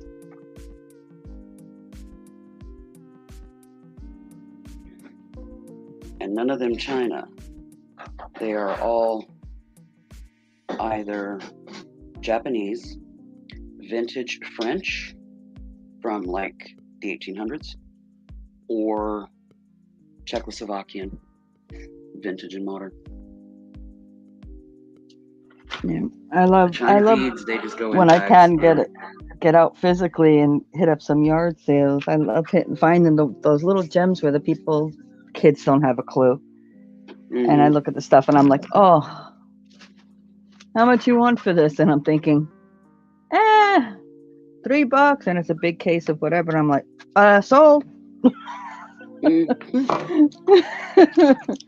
And I'm looking at, $50 worth of stuff easily. Oh yeah. Some of my best dolls in my doll collection came from yard sales. If you've got even remote, like nieces, nephews, any grandbabies, anything like that, pretty much anybody who's got girls knows the name American Girl. Mm-hmm. It's a doll company. I have Samantha from the original company, Pleasant Company, who owned them before Mattel bought them.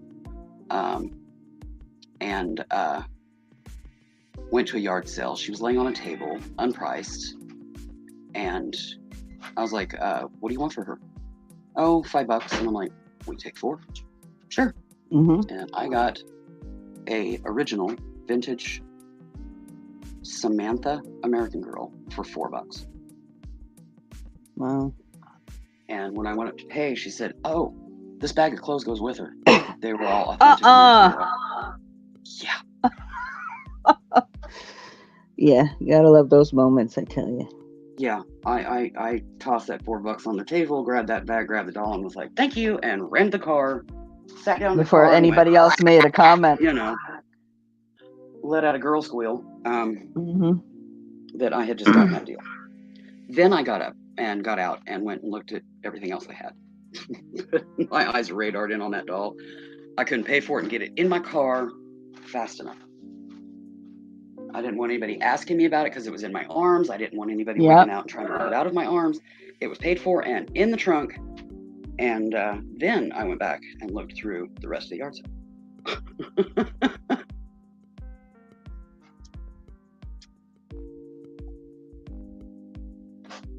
But, yeah, I've got a few like that. And then, yeah, the craft lots. You find those great big trays just full of everything. Goodness. Yeah. Just sheer goodness. And it's not the cheap pony beads, plastic pony beads and facets, and it's gemstones and, millefiori and, diacritic glass and, the good seed beads, Miyukis and, findings that, half of them are freaking sterling silver. You got a little tray of a few pieces of gold and, a couple of the pockets full of, costume or it's just all scrambled together and you don't know that until you get it home and you're like, oh, precious metal. Yeah. They probably wouldn't have sold it for $2 had they known that there was, $50 worth of silver, let alone the gold or the vintage beads, et cetera, et cetera. Yeah, it's a freaking gold mine. I love those. Or the random, the computer paper boxes, the double stacker, the big one, lined full of kits. You heard the word gold of Huffy Jumps. Oh, that's funny. Kits. We're talking about finding gold in craft lots. Yeah. As in gold, as in the perfect thing for what you do, or gold as in precious metal findings and things in random lots of beads and stuff in trays or bags or whatever. You buy it for $2 and it's got $50 worth of precious metal in it, scrap rate. And they're not scrap, they're perfectly usable goods, Just that kind of stuff. Yeah, I love that. Before Rona and before my back blew, when I was able and more active and everything, yeah, that was my life, was searching for that kind of stuff to be able to do crafts. I've got a hell of a stash, but you never, when you suddenly get an idea in your head, there's always certain things that you need that you don't have. Right. And you got to get those, you got to find those gap fillers, but then you go price them and you can't afford that. So then you go to auctions and you start looking at lots, trying to find, the box that's got 2 out of the 3 items you need in it, and you get the box for like $4, So you get exactly what you need plus and a tissue box. Oh yeah, the dreamy shoe boxes from church rummage sales. And he said he found 29 grams of 14K in a shoebox. In an old tissue box. Wow. That's what I meant, tissue box. Yeah. That's crazy. Yeah, they'll take... People put stuff everywhere. Yeah, they'll take a tissue box at a church rummage sale and tape over the little plastic slit top, and use the window so people can peek in and see what's in there. It's always a surprise. You never know what you're going to get. It's taped up. They've sealed the end so nobody can pop the end open. And, you just get a look in that little window and they'll sell them for $2 a piece, Oh, that's actually a decent idea. I never heard of that before. Oh, yeah. It's real popular with church rummage sales around here to find, the Kleenex boxes with the little, plastic window, they'll slit, they'll tape over that and go around the ends so you can't open the ends. And you can look in that little window with your flashlight and see what's in there to get a hint. And they've got like a $2 price on it. They're awesome. They're awesome. Or they've got those tins now that have the window in the top, that you sometimes get with, like shortbread cookies or something. Oh, yeah. Yeah, those are good too for that. Fill one, whether it's, a shortbread cookie size or, down and it's a thing that's got like a split in the middle with a piece of cardboard and half of it's paper clips and half of it's push pins for $1 at the dollar store kind of thing. And you fill that thing full of awesome glass beads and or buttons, and they can see in the window, they can see what it is, seal it shut by just taping around the pop top on it. And that's real popular as well. Not as popular as the classic old Kleenex box though. That they've been doing that around here my whole life, doing the little Kleenex box display window, the sneak peek window. I found those filled full of like miniature Christmas ornaments. I'm big on Christmas, miniature Christmas ornaments, because I have an entire collection of miniature Christmas trees. The old, the vintage Hallmark, or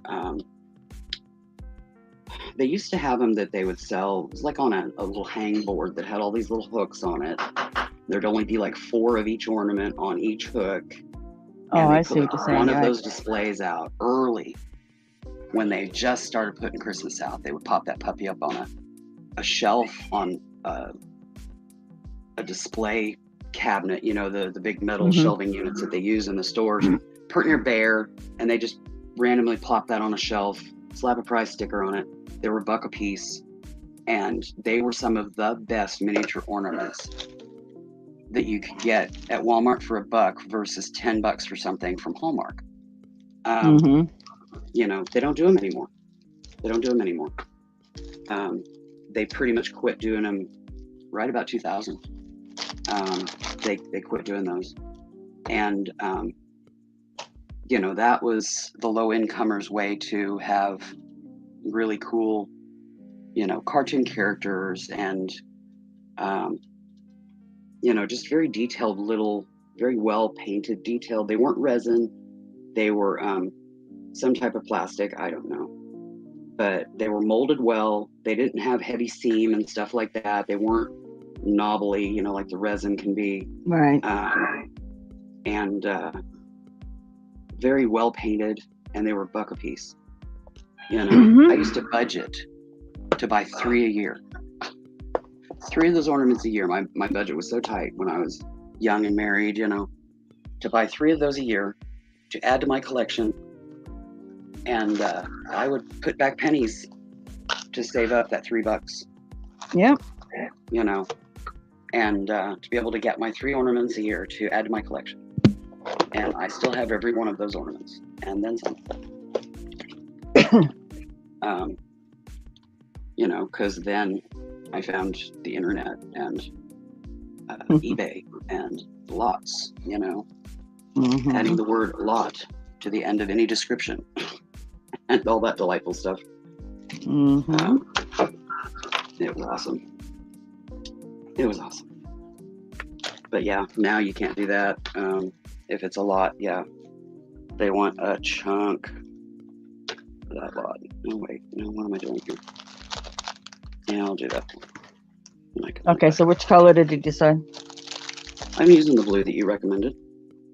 Oh, okay, cool.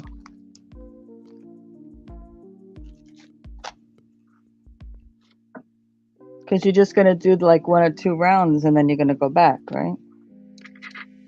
Well, right now I'm hung up in my fabric. Wow. Apparently I've got one of the beads. These are Chet's beads instead of the Miyuki's. And they're 15-aught beads, and I'm using a 12 needle because I prefer the petite short needles, and not all of the Chet's beads will go through or over the eye of a 12 petite. Yeah. So you kind of have to check every one of them and make sure. Sorry, I pass. chose one that was more difficult. It just seemed to be. It's not that big of a deal. The ones that's going around the Larimar and the faux coral are also Chet's. So I don't have that many Miyuki's in the 15s. So the majority of what I have is Chet's. So I've been doing this the whole time. No big deal. But my Nima wants to tangle. No, you're not going to do that.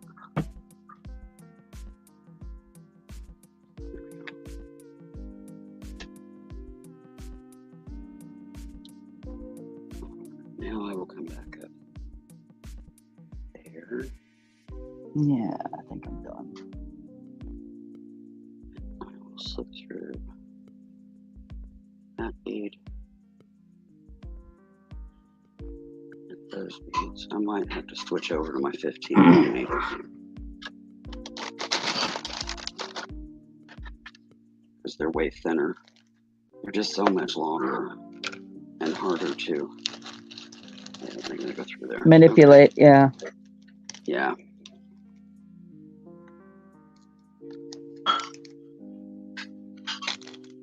Okay. I will anchor that there, like so. And then I'm going to tie out and switch over to 1 strand Nymo and my long needles. And that will resolve a majority of these issues. I was just going to use the last bit of this thread that I had from putting that cab on that pocket flap, which is what this is. This is a pocket flap. That's why there's a snap closure. Well, I hadn't said that yet. Nobody knew that. I figured that out. I figured anybody that has a remote knowledge of sewing or stuff would, but nobody had thus far. Or at least they hadn't said anything. Really? As soon as you showed it to me earlier, I'm like, oh, that's a flap for the pocket. And then you showed me the front. I'm like, ooh, that's nice. Well, of course you get it. You're a crafter, but not everybody can. But I'm I know that. Fuss about pulling this thread because it's starting to fray out at the eye zone. So this is going to get nipped into short tidbits before it goes in the garbage. Because never to be seen from again. I am pro wildlife, and I don't want birds getting tangled in this stuff or it getting into tummies of little fur babies that it could tear up their intestines. So I always, any threads, I always cut them down to tiny short tidbits and it goes in the garbage if it's synthetic, and if it is cotton, it goes in a baggie and gets put out for bird nest construction every spring. Yep. Yeah, I'm being repetitive. I can't help it. Yeah, that's why my smalls, I try to use a lot of cotton.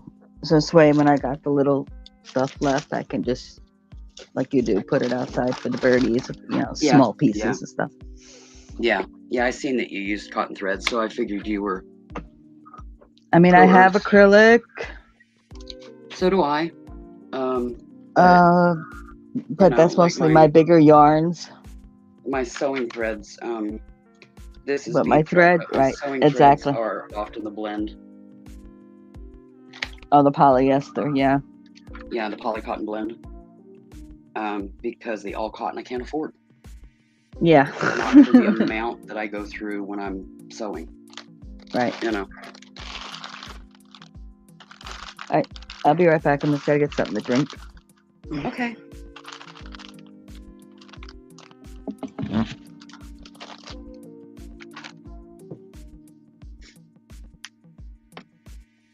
Let me pop open YouTube and see how many we got in here.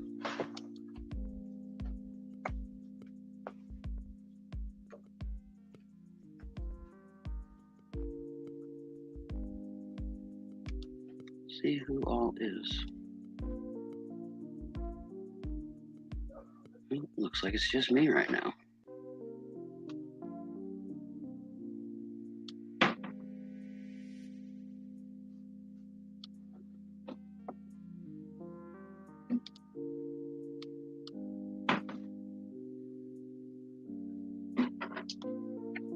Okay.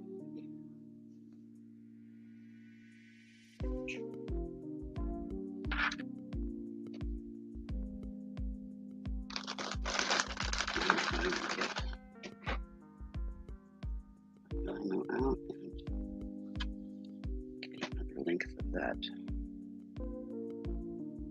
Conditioned and ready to go.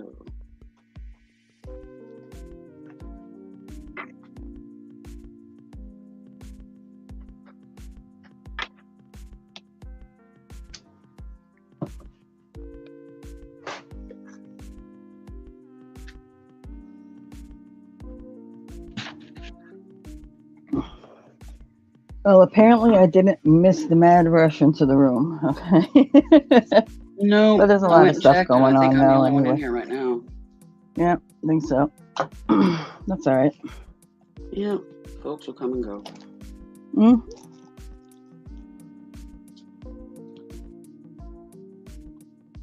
All right. Now that you're back, I'm going to step behind me here and grab my long needles too. It's in my other tool bag. I'm still within earshot. You can do. In fact, I'm already back. It was just I couldn't reach over the sofa and reach it. It was just I needed another arm for it. Even my short arms just weren't quite.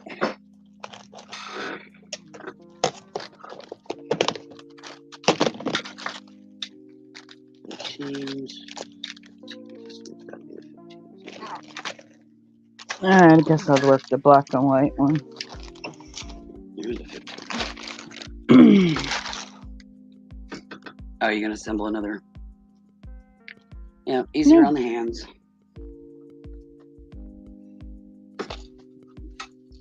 Shake these out.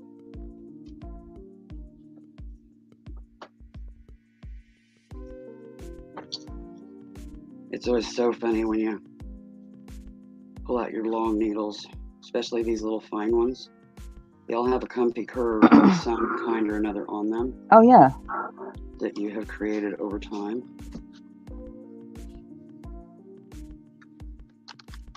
They might come to you straight, but the minute you thread them, they don't last long that way. They always get a comfy curve.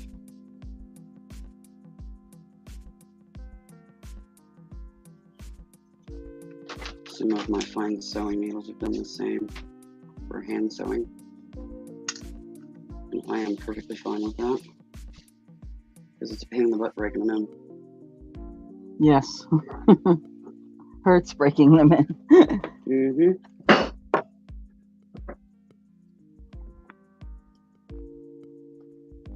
These tubes that I use to store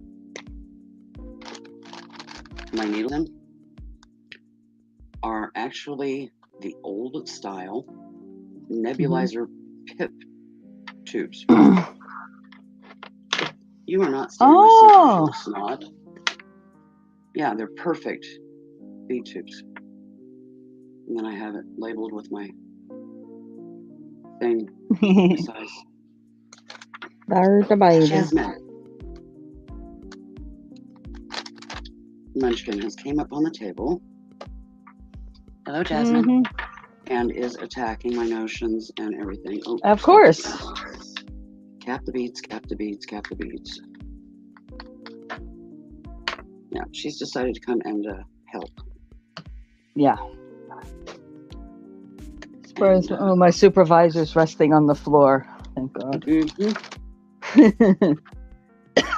My supervisor was up here earlier, but when I set up to come onto StreamYard, I had to put my project tote here by my hip, which is where she usually lays. So now she can't. Where's my camera again? Now she can't sit right beside me, and she has to be literally right beside me, hugging my hip, or it ain't what she wants, and she'll get down and go someplace else.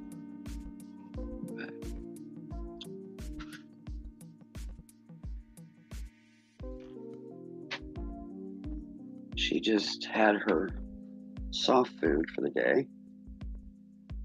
We won't get that again until tonight, a little before sundown, when it starts cooling down and Mom can get up and move around and do that without breaking into a sweat. Yeah, I do. I feed mine that where the sun's down on the side where I feed everybody's at, so it's cooler. Well, they get soft food twice a day, and then they have kibble out 24/7. Mine are kibble 24, soft food once a day. Yeah. Well, I got 12. Yeah, I hear you. We used to have, I think the most we've ever had at one time was 10. But their soft food meals, they get it twice a day, but one can is split between the 5 of them. Right. It's just a snack. And then they get that twice a day. Yeah, I can't do a can of cat. Oh, heck no. I don't do that either. I can't. Yeah. Nope, it's just a snack to be able to administer medications and stuff like that. And to help aid digestion. Everybody eats in their own spot. Yeah, everybody has their own bowl in mine too. Mm-hmm. And I do that, because of med distribution. And they all learn stay out of each other's bowls. Yeah, well, that and just to leftovers, we have to approve them because we don't want to give them something that's got medicine in it they can't have, So they learn. Yeah, no sneaking.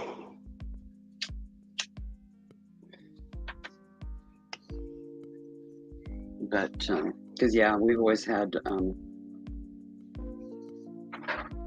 various medical needs with the animals. They're all classified as critical care, or whether it be medically, psychologically, or just age-wise. They were so tiny that they were high risk from the get-go, and they stay high risk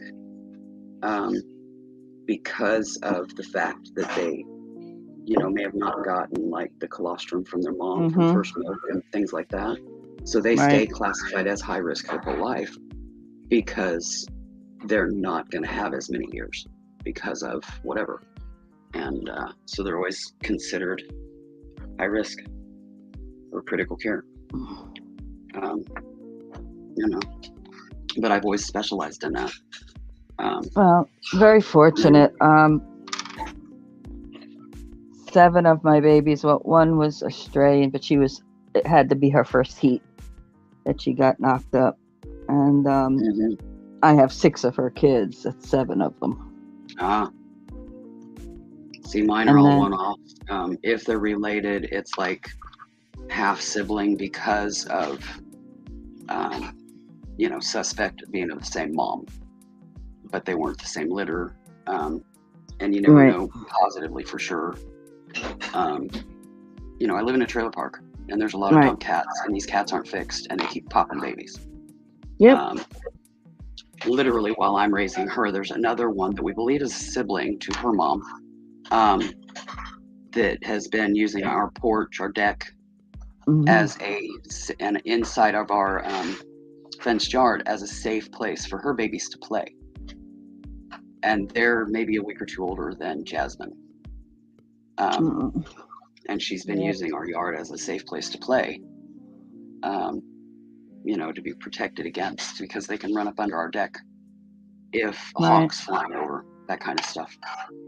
Because we live right on the edge of town, and there is a lot of golden-tailed hawks and what have you in the trees.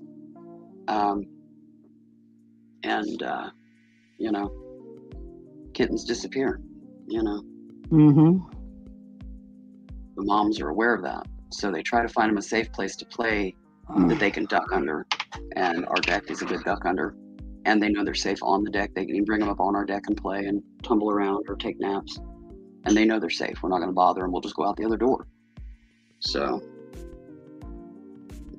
plus they see, like when we have our inside door open, they see we have cats in here, so they know we're a cat-friendly home, that kind of thing. Right. But,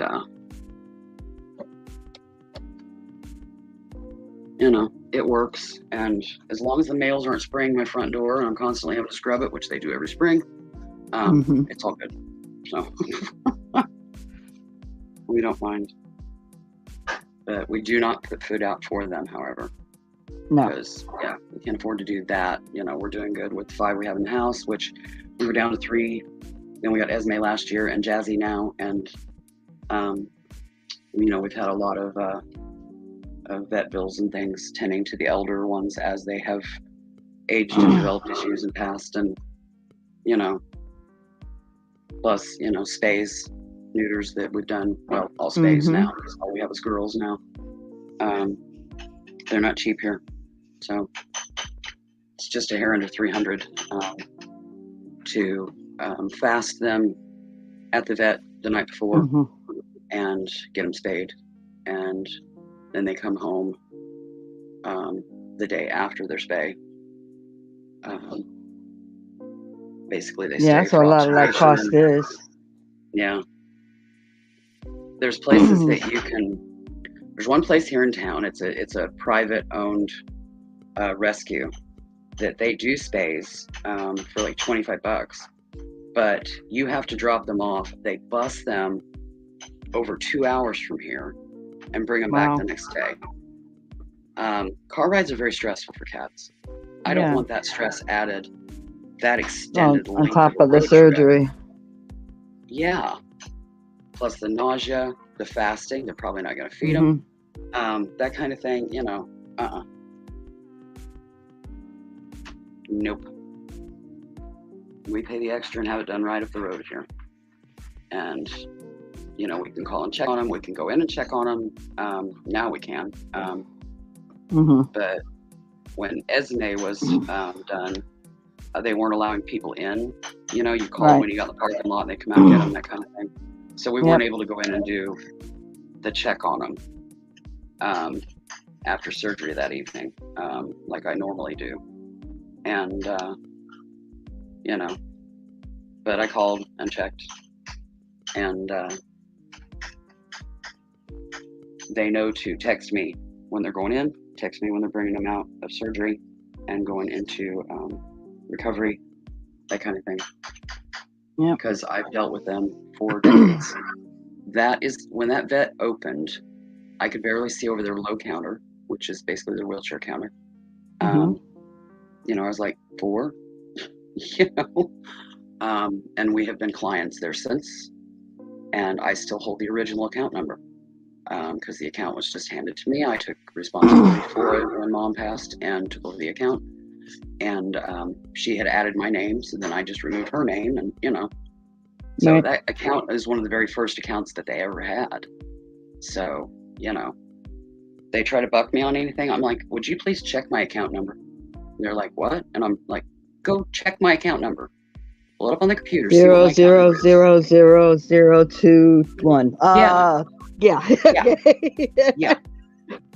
And then I say, that is a well-standing, decades-old, one of your original accounts, and you're going to fight me when we have been paying constant customers since the inception of this clinic, and you're going to fight me?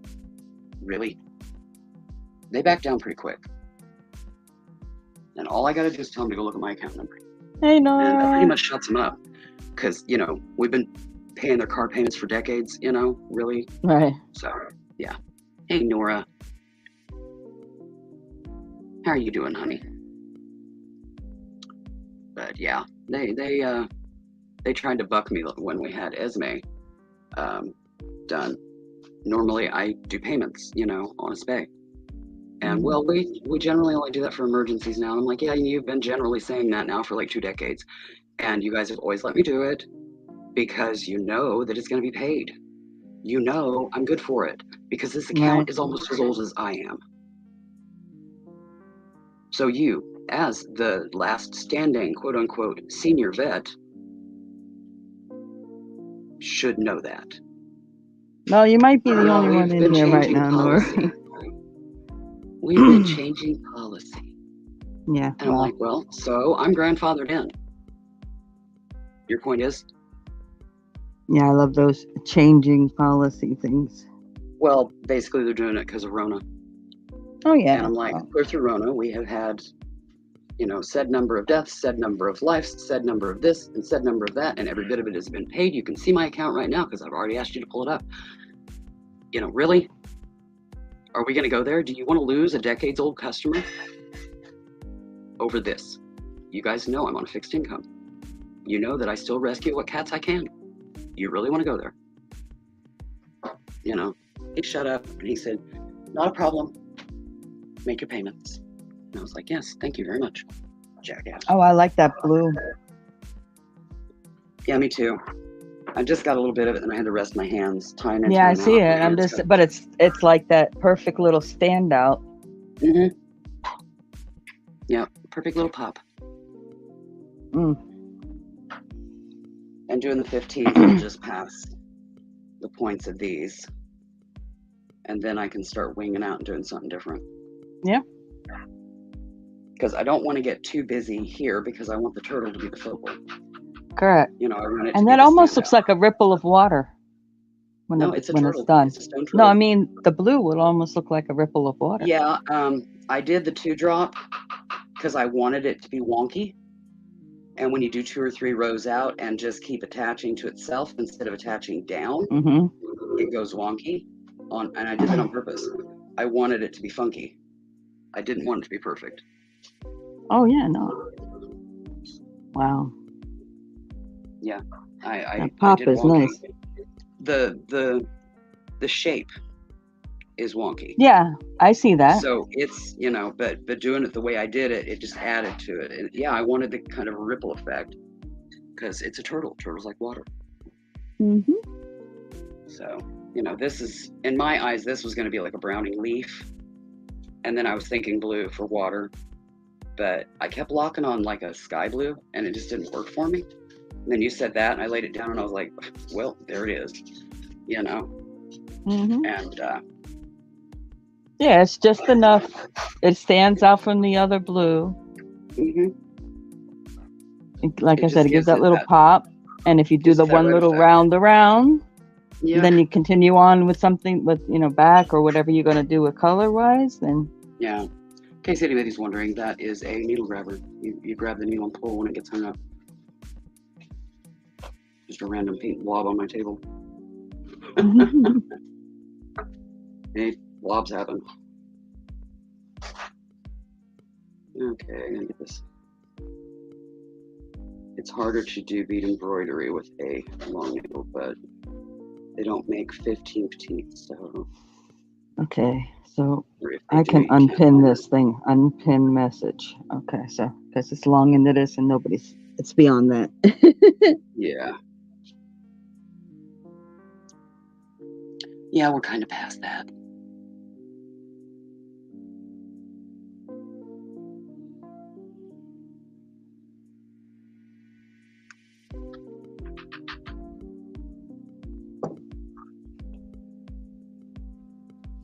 Okay.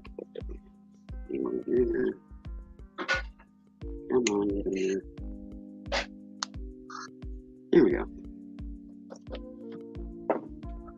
We're off and running. Now that the little monkey is gone, I can open my beads back up. That's another reason why I took a break. because I do not want to stab her with that. This needle is very thin. Oh, yeah. And very long. And I opened the wrong hole. That's intellectual. And I didn't want my beads out and open where she could dump them, because that's not an if, it's a when. When you've got a 9-week-old kitten up here attacking your tools.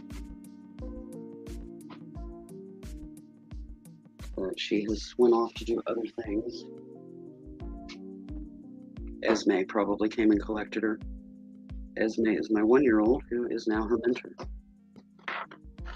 She's been teaching her how to be a cat and how to get into or out of mischief depending on the situation and what Esme's in the mood to do. Because Esme's a little snot. She's a alpha kitty, so she is all about the drama. She was definitely alpha personality from the get-go and touch of feral, but she was only 3 weeks old, so we were able to smooth that out. But yeah, the alpha part, that ain't going nowhere. She's an alpha personality, I'm the alpha. We got that established, so it's all good. Mm-hmm.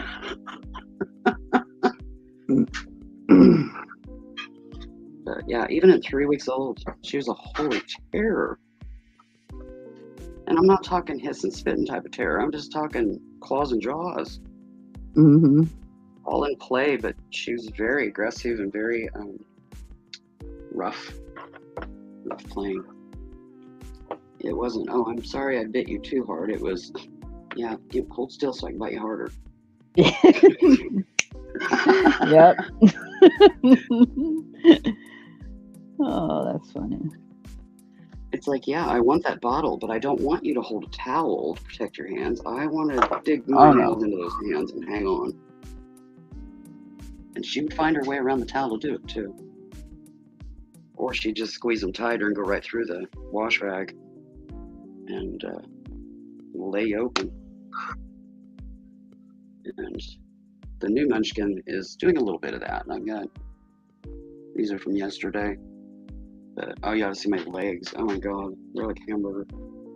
Literally. Especially my lower leg on my left and my foot. Mm-hmm. Because I sit Indian style on the sofa here when I'm doing stuff like this. And I'm a lefty, so the left leg's on the outside. And she'll go from down below on the floor and try to jump up and just dig her nails into my leg. Mm-hmm. And yeah, it is literally hamburger right now. So I keep a bottle of spray peroxide here and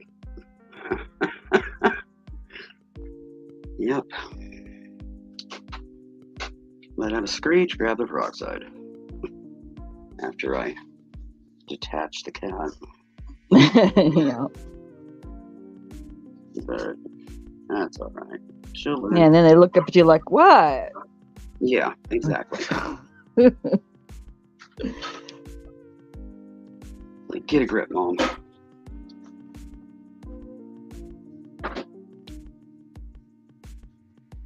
I'm like, I don't need to. You just did. Thank you very much.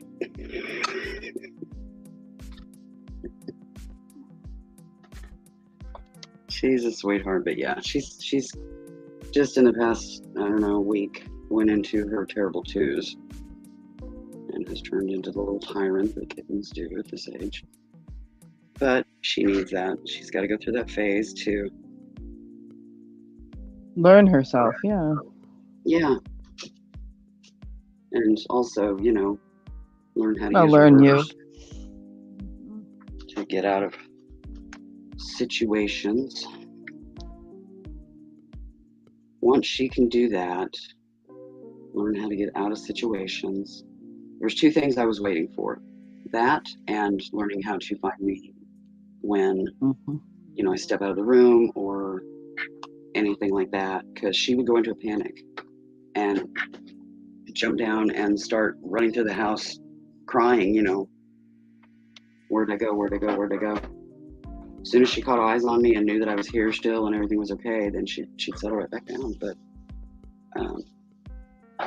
last night when I went to secure our utility room, we do that. There's a door off the kitchen into the utility room. There's a door off of my bathroom into the utility room. Right. We close those two things, and they can't get to the east door. And Sis can come in when she gets off work and doesn't have to worry about a cat running out at 11:30 at night, and us having to go hunt it down. We do that, when we do shopping and stuff like that too. It's just a precaution because we got kittens in the house. The older cats know they don't want anything to do with it, but the kittens are all up in it. And so we've been doing that, and I did that 2 nights ago. And she panicked and came screeching along looking for me, crying. And last night I went and did it, and she just laid on the sofa here. She was fine. So she's getting there. But yeah, getting herself out of a pickle when she climbs up into things and then can't figure out how to get back down or whatever. And the separation panic, anxiety, knowing what I'm doing and stuff. Once she has those established, she'll be ready to be out 24/7. But until then, if we go anywhere or I'm asleep, she gets crated. And she has a large crate. It has food, water, a bed, and a litter box, a small litter box in it. Yep. I used for the little girl that's my supervisor here. My other half found her and her siblings. They were just eyes weren't even open yet. Yeah. And so mother nowhere around. Storming like hell. And he's like, okay, so he waited until, he waited for like an hour and a half just to see if a mom would even he waited off to the side and every once in a while he'd peek over, see if the kittens were still there. Yeah. And after an hour and a half and it was still bad weather, he's like, oh well. So he picked them up, and unfortunately it was 2 girls and a boy. Hi, supervisor, did you wake up? You heard me talking about your sibbies? Yeah, I'm sure.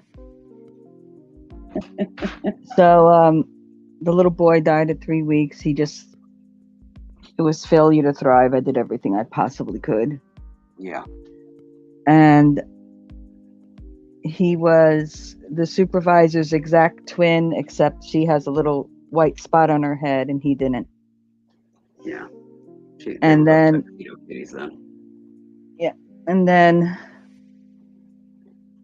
her sister, she died. She was outside. She just laid down and died at 14 months old. She was there playing 1 minute. After didn't see her for like 20 minutes. I looked at Tim. Tim looked at me and was like, you seen the cat? Have you seen Rain? I said, no. I saw her this morning for breakfast. And went looking, and she was laid out on the side of the house in the grass. Like she just stretched herself out and went to sleep, and she was gone. Huh. And did now you check her for like snake bites or anything like that? You're in Florida. But I don't have that. I've never seen a snake here. Oh. I've been here 20, almost 30 years. 28 years. Are you up in northern Florida? No, I'm in southern Florida. Oh. I don't know. I'm Fort Lauderdale. Oh. I don't have snakes. At least where I'm at, I don't have snakes. Never seen any snakes here. Well, they're down there. You've just never seen them. There's also, you've got some venomous spiders down there that have been brought in. No, I think it was a congenital thing because all that was wrong with her. She had a little teeny tiny bit of blood from her nose. I mean, like very little. And And that's it. That's all I can find on her whole body. And when I found her, she was still flexible. She had just passed. Mm-hmm. Could have been a brain bleed or a splenic. Yeah. It just, I think it was something congenital that just. Yeah. Just got her. At least she didn't suffer. Nope. I think she just laid down and went to sleep. Stretched out and something inside of her popped and that was it. Mm-hmm. Crazy. It happens though. Oh yeah. But I've had 2 tiny babies that didn't make it, but they weren't originally in my hands. I was babysitting for a friend who was also a rescue. Right. And yeah, she had only had them a day or two, and they went south fast. I mean, there wasn't even time to take them to the vet. They were just done. Well, like the 3-week-old, he was doing okay, and then like that day, literally, it was like, or the evening before, it was like suddenly it was like he stopped playing, he stopped doing everything. I'm like, yeah, stop cuddling up with his sisters. I'm like, Yep. And he was always, the smallest one anyway, and he was just little runt. Yeah. Yeah. Yeah, it's really hard. I tried. To pull the runts through. I tried. They're small for a reason. They didn't have as good of attachment in utero, or they didn't. Well, like I said, I think the one I have and that one were fraternal. I can't remember. Fraternal twins. Mm-hmm.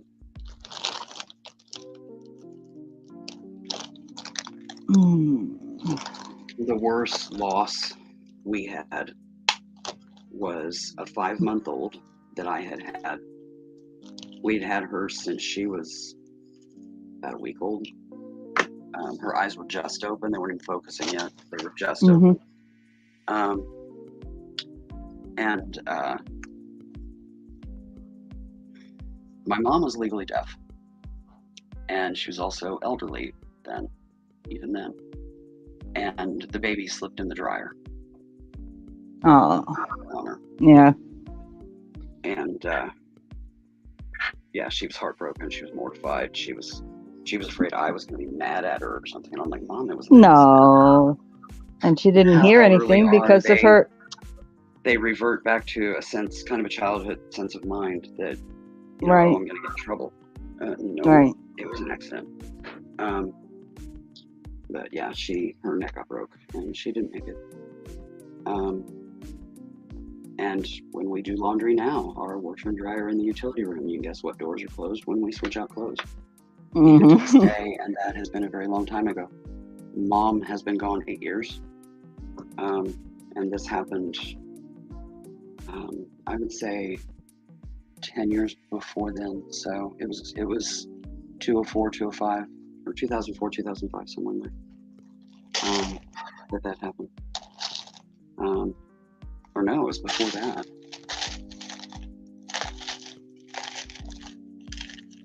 It was 2002. Yeah, it was 2002 because Dad was still alive. Dad died in 2003. Dad was still alive. So, but yeah, even today. And then, when we were at the old house, we didn't have a door we could close to secure it off. The washer and dryer were on the back porch over there. Right. And, but I did have a bifold screen door that I had custom built between the kitchen and the living room. And the back porch, of course, was just off the kitchen. And so we would close that when we changed to close out. I had built that because we were having issues with Callie, my old lady now, running out the door when we would bring in groceries. And so I built that to resolve that issue. That secured everybody out of the way so that we could bring everything directly in through the back door into the kitchen. And, once we got the groceries put away, then we could let the kittens or the cats back into the kitchen. But that also kept them out of the way when we were changing laundry. So, but yeah, that one was rough. But you know, you just get through it, lesson learned, you modify it so it doesn't happen again, and you move on. And I don't know if you believe in reincarnation or not. Oh, but, yeah. Hermione, a ticked blue long hair cat that we had, was Hermione's reincarnation. And Hermione is the one that we lost in the dryer. She came back. She wanted do-overs. She wasn't here long enough. Mm-hmm. And so she came back to us. It was about not quite a year, almost, but not quite a year. And Mom and I were sitting in the living room. I was, I think, checking my email. I was on the computer doing something. And she was sitting in her chair reading a book. And suddenly we both turned and looked at each other. And you simultaneously said, "It's time." To each other. Perfect harmony. Which meant that there was a baby for us that was trying to find us. And so I made the calls to the local rescue organizations, et cetera, and nobody had any kittens at that time. We knew that it was going to be a bottle baby. Mom had gotten an image in her mind of something gray, and ticked blues, when they're tiny infants, are gray. They don't blue out until they're about 10 months old. They start turning blue. And I called one organization here in town and had to leave a voicemail. And I told her, I said, you know, I had to leave a voicemail here, but nobody else has them, so this one's got to be it. So we will just be waiting on this phone call. And a little later that day, I got a call, and it was them. And they didn't know me all that well in the sense of being a rescue foster. Right. But they did know me because the founder went to grade school with my dad. And, you know, so they knew who I was. They just didn't know me personally that well. But she called and she said, "I'm so glad you called." She said, "We do have a bottle baby right now that we just got in last night. And we need a foster for her, but I need your credentials, etc." And I said, "Here's the vet that I always use. Just call them and ask them anything you want. They already know that there's an open door for questions like that if anybody calls about my account. So you ask whatever you need to ask." So she did, and she said, "Well, I'll do that and see if I can get somebody. I'll call you back as soon as I talk to them." And I was like, "That's fine." And so she did, and she called back and she says, "Yeah, you're getting this baby. No question. You have an impeccable reputation with your vet. They couldn't talk wax eloquent about you enough." Right. They knew we were good at what we did, and they knew that we specialized in bottle babies because they'd taken care of a lot of them, you know, seeing to all their vet care and you know, even, you know, having us foster, you know, so they knew. And we set up a time the next afternoon to go over and pick her up. Or meet her, as they say. And because it was going to be an adoption, it wasn't going to be a foster. And I told her that on the phone then. And she says, "How do you know that?" I'm like, "Just trust me, I know. And you get to know me a little better, you'll know why, aka that I'm an animal communicator." And she,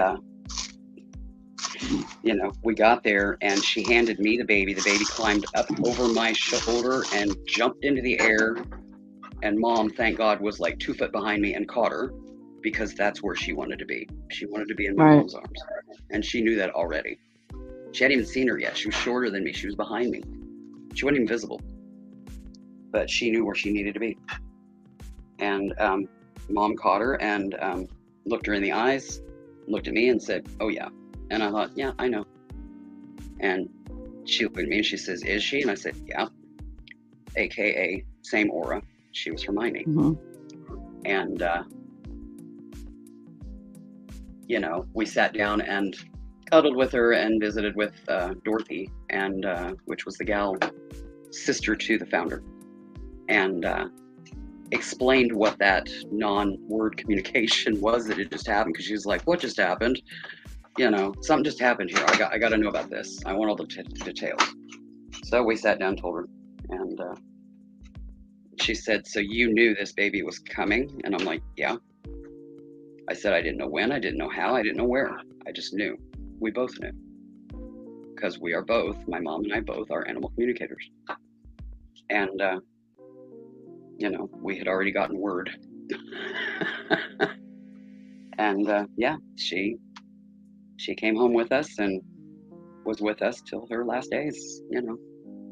And she was also my diabetic kitty, insulin-dependent diabetic kitty. She had to have injections twice a day from her 8th year on. And, you know, I also knew that was probably coming, because I could see health things in her aura. After she was about 5 years old, she started showing things. So I had already gotten heads up and was being mindful, but it went ahead and grabbed her in spite of. But I was okay. We could handle it.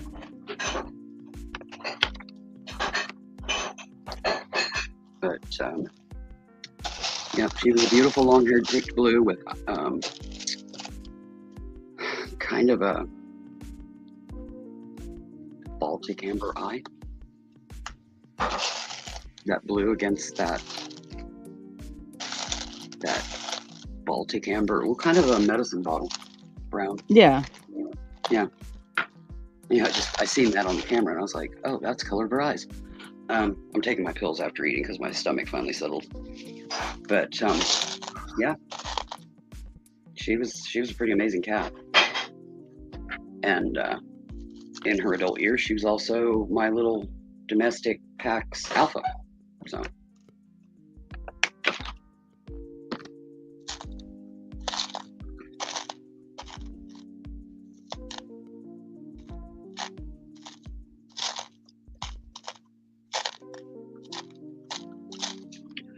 Because when she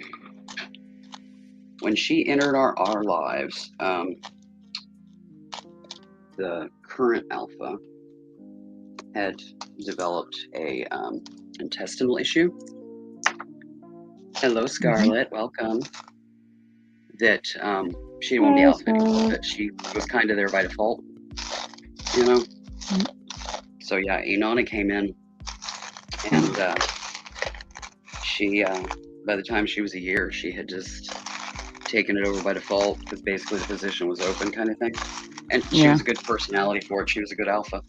So even when she got, you know, became diabetic and had insulin issues, you know, and all that to go with, she had no problem. She was alpha. And which was a good thing, because we brought in Callie had a mate, and we rescued them both together. They showed up on my back fence in need of wound care medical, and you know, they're both underweight and all that. They, from what I got from them, when they came to me, you know, as an Scarlett, it's just us three. Yep, it's just us. Yeah, everybody else has popped in, popped out, moved on. As an animal communicator, you touch their minds with yours and see if you can communicate. And Tommy wasn't a huge talker, but he would talk. Callie, however, she was a chatterbox.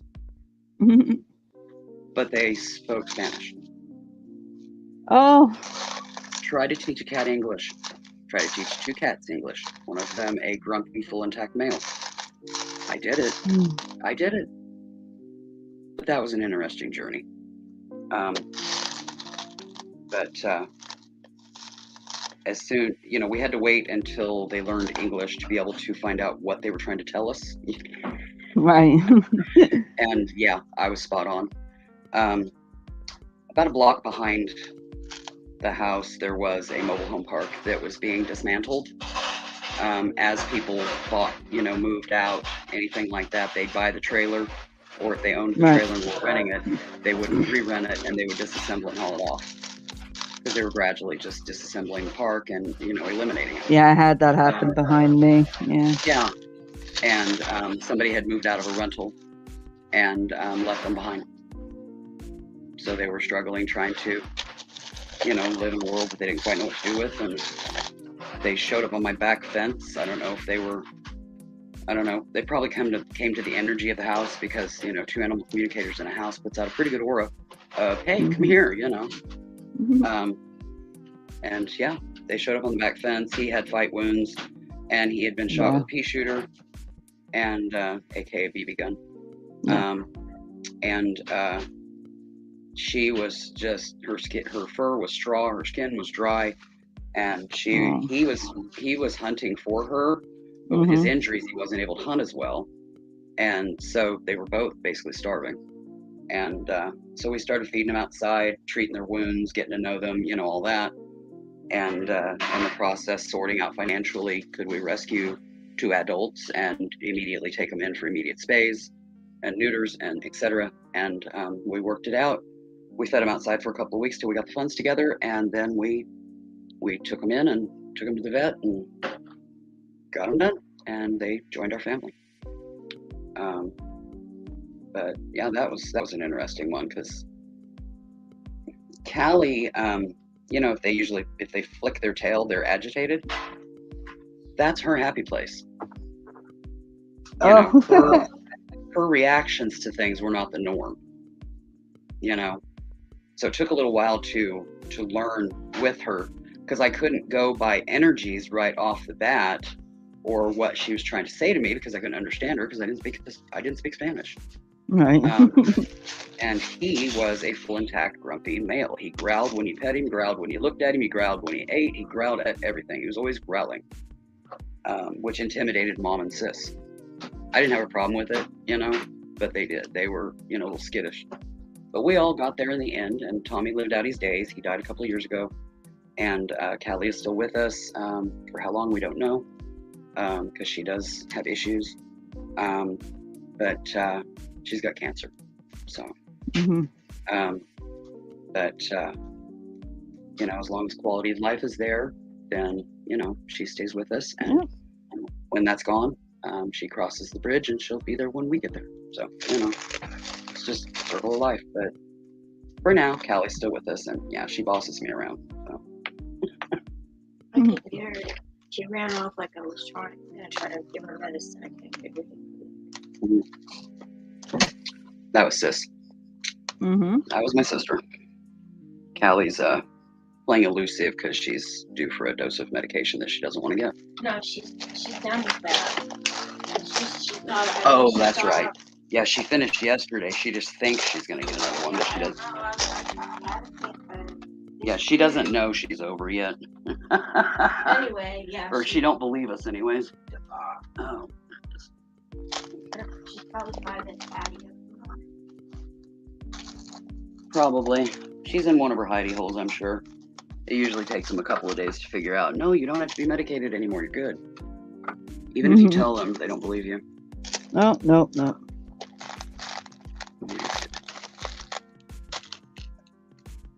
Well, she's been with us long enough. She knows all of our tricks.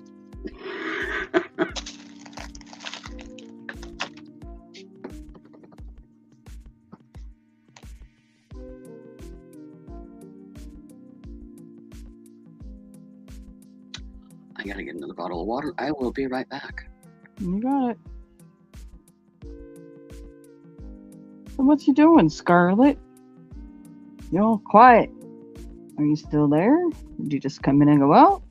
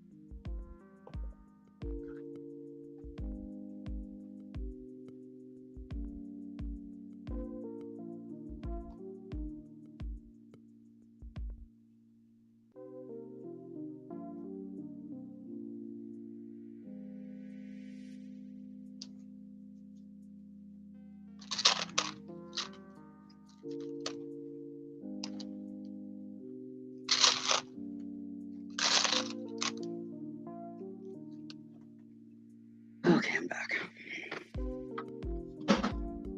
Ran out of water trying to get all those pills out.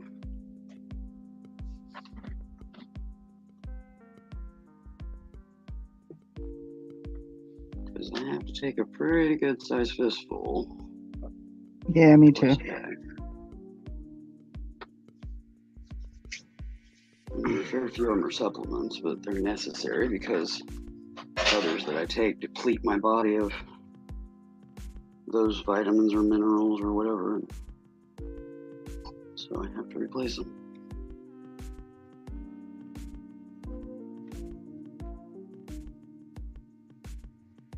Hmm.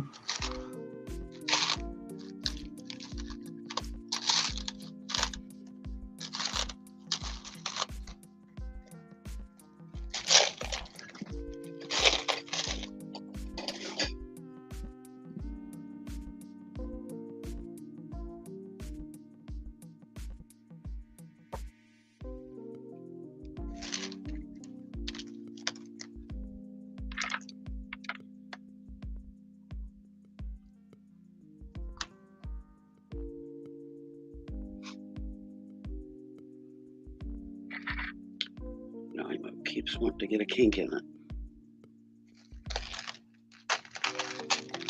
Not wanting to cooperate.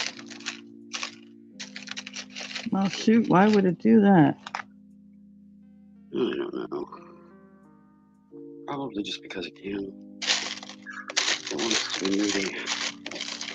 It's got the moody blues, as in blue beads. Mm-hmm.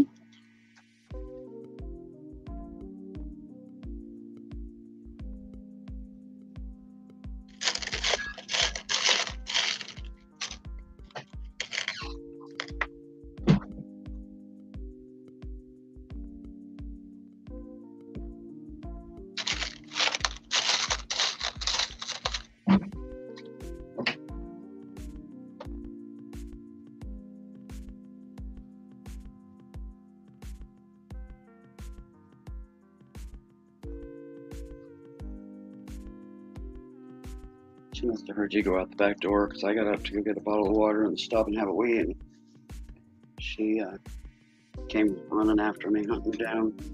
Well, she's yawning, so I don't know if she just got up. She was crashed. She does dozies. And then this afternoon, as it warms up, she'll either crap out here or somewhere in the house, or she'll come and be fighting sleep and she'll get crated. Because I have got to be able to work on this today. What if ands or buts about it? Yeah, the time's a ticking. Well, I want to get this last little bit of beading done, and then I can get the last little bit of assemblage done. Get out my sewing machine and get her done. Once I'm done with this project, then I have a large tote of mending and altering to get done. Yeah, you had said. And then my prize for my diligence in getting those things done is I have 3 vintage to antique frame beaded handbags or clutches or whatever you want to call them, little purses that I'm going to be disassembling and reconstructing. And I love doing those. So they went into a drawer until I get this done and then get my sewing chores done, aka mending, altering. And yep, that's my prize for doing my chores, is I get to go to work on those bags. And these are the type that had the really ornate frames on them and stuff from back in the day. I would say none of them are newer than Art Deco. One of them I know is 1800s. So.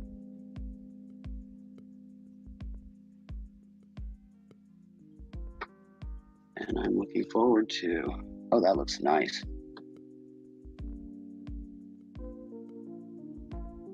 Very pretty. Yeah, I think I'm done. I don't want to do anymore. Kind of gassed out. Well, that, and I think it just looks right. I don't think I need to do anything else with it. Yeah, I agree. Yeah, even one more bead and it would get too busy. Mm-hmm. It's just a really perfect balance right now.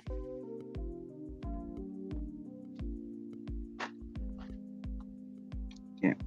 All right, let that dry.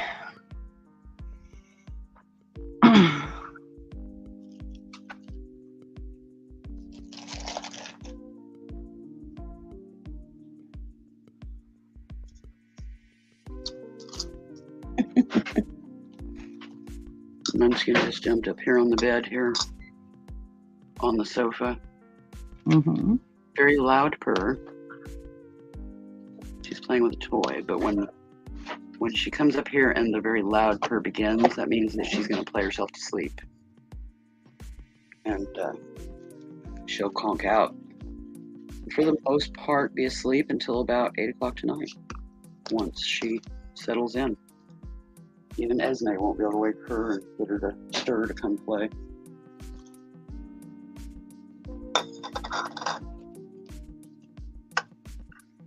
But if she fights sleep, then that's when I put her in a crate.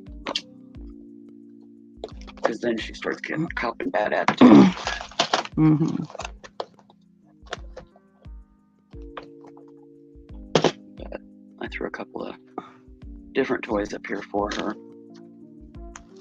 So they're, new to her kind of thing. Mental stimulation, giving them something new and different. Yep.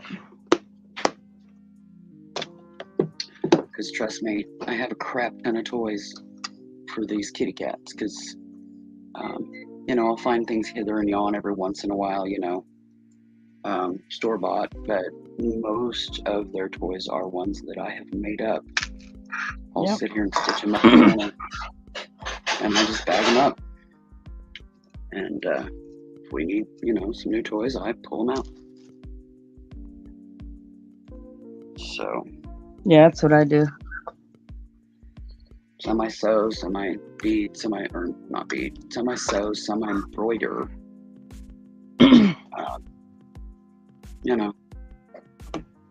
But yeah, no beads or anything that could be a choke hazard. They're all done. I do the string, Safely. but it's very tightly done, and I don't leave them without being supervised. When I'm not in that, they come with me, those particular ones. Yeah. But yeah, no. But they're usually, since they've been young, I haven't had any issues with them tearing them up or nothing like that, but I still yeah, because I've had a kitty do it to me twice with the yarn. I left a piece of yarn sitting right next to me just long enough to be a problem. Mm-hmm. And of course, that's when they decided he wanted to be playful about it, and I knew it was sitting there. And then the next thing I know, it wasn't sitting there, and I knew he was sitting there, and I'm like, boy. So I bring him to the vet, and they're like, well, how do you know? I said, listen, I was sitting right there. I know what I had around me. I only had one piece of yarn. Well, we got to do all this, money, money, money, money, money. I said, no, you don't. He has yarn, and it's in his stomach now. All right, well, we'll knock him out, and we'll see if we can get it out. Boom, no problem. Didn't have to cut him open, yanked it out. A couple of months later, guess what? Me being me, left that one piece of yarn next to me again. Knew it was there. Well, the kitten just jumped up on the table again. You can just barely see the paw right there. And as you can see, I've sealed the beads, wrapped the thread, secured the needle, and covered it over. Yeah. So, yeah. I had a sewing needle go missing one time. Yep, in for an x-ray. Brought another of the needles, so they knew what size to look for, etc. And said, here's the deal, let's get a radiograph. And wasn't any, which means that he pulled it out of the pincushion and flung it. Right. So then back home we went to look further and wider than we did the first time. And still couldn't find it. No. 6 months later, I moved the table out to clean under it, and we were growing carpets, that kind of thing. And it was under, right next to the wall. He had bounced it up against the wall, and it slid down the wall behind the table. Oh. And that's why it couldn't be found. Mm-hmm. But we did find it. It just took 6 months. But yeah, we combed the carpet literally with a comb, because we did not want to end up with that in our foot or whatever. And I always know exactly how many needles I have out, and I never have more than 3 out at once. And the 2 that I use, and they're always anchored, or in a container. Yeah. I had 2 needles out earlier. They went back into the tube, into the bag. The tube that the needle goes into right now, the tube is right here. It stays out of the bag until the needle goes back in. Unless I'm putting it away, but then it still comes back out when a tube out means there's a needle out. Right. And the baby all right, my dear. So I think I'm going to call this done. That's fine. I got binge watching I can do. Well, I'm going to be sitting here. I'm going to be on this until this is done, and then the sewing machine gets set up and sewing begins. Today is a mission, so. Because it's going to get way hotter from tomorrow on.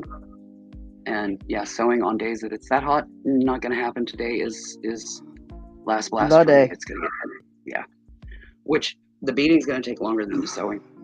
And setting the zipper is going to take longer than the rest of it. It's not going to take that long to put it all together. I put a gazillion zippers in. So it's just getting this part done so that I can set up the machine and finish it up. Because all I got to do is put in a zipper and the liner. That's it. Oh, and a flap. Gotta remember the flap. And that's it. So all the rest of it's done.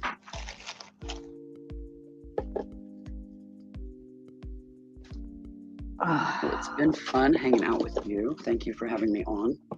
Oh, yeah. We will do this again, I hope. Oh, yeah, for sure. Yeah, you got my email now, so. And my Facebook, if you have Facebook. Yeah, I have Facebook. So, one way or the other, you can get a hold of me. And the only time I wouldn't be able to is like if I'm in the middle of modding.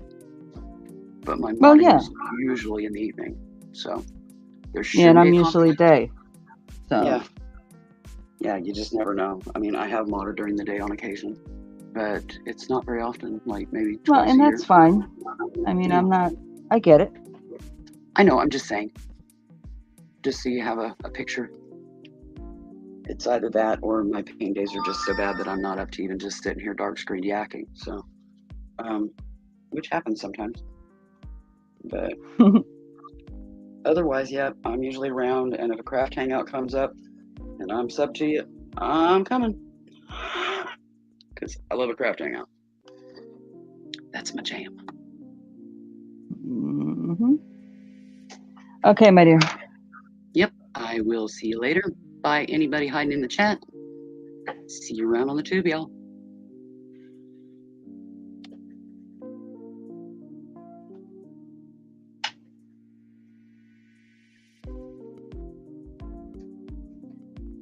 All right, everybody.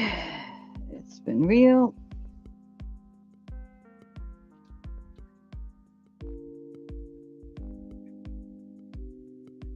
Oh. Hello. Glad you said hi. Amy came in so late. but I was about to end it, so. Let's give you a quick thing if you. It's one of the things that I had made today. I'll be back on Sunday. Normal time, 11 o'clock.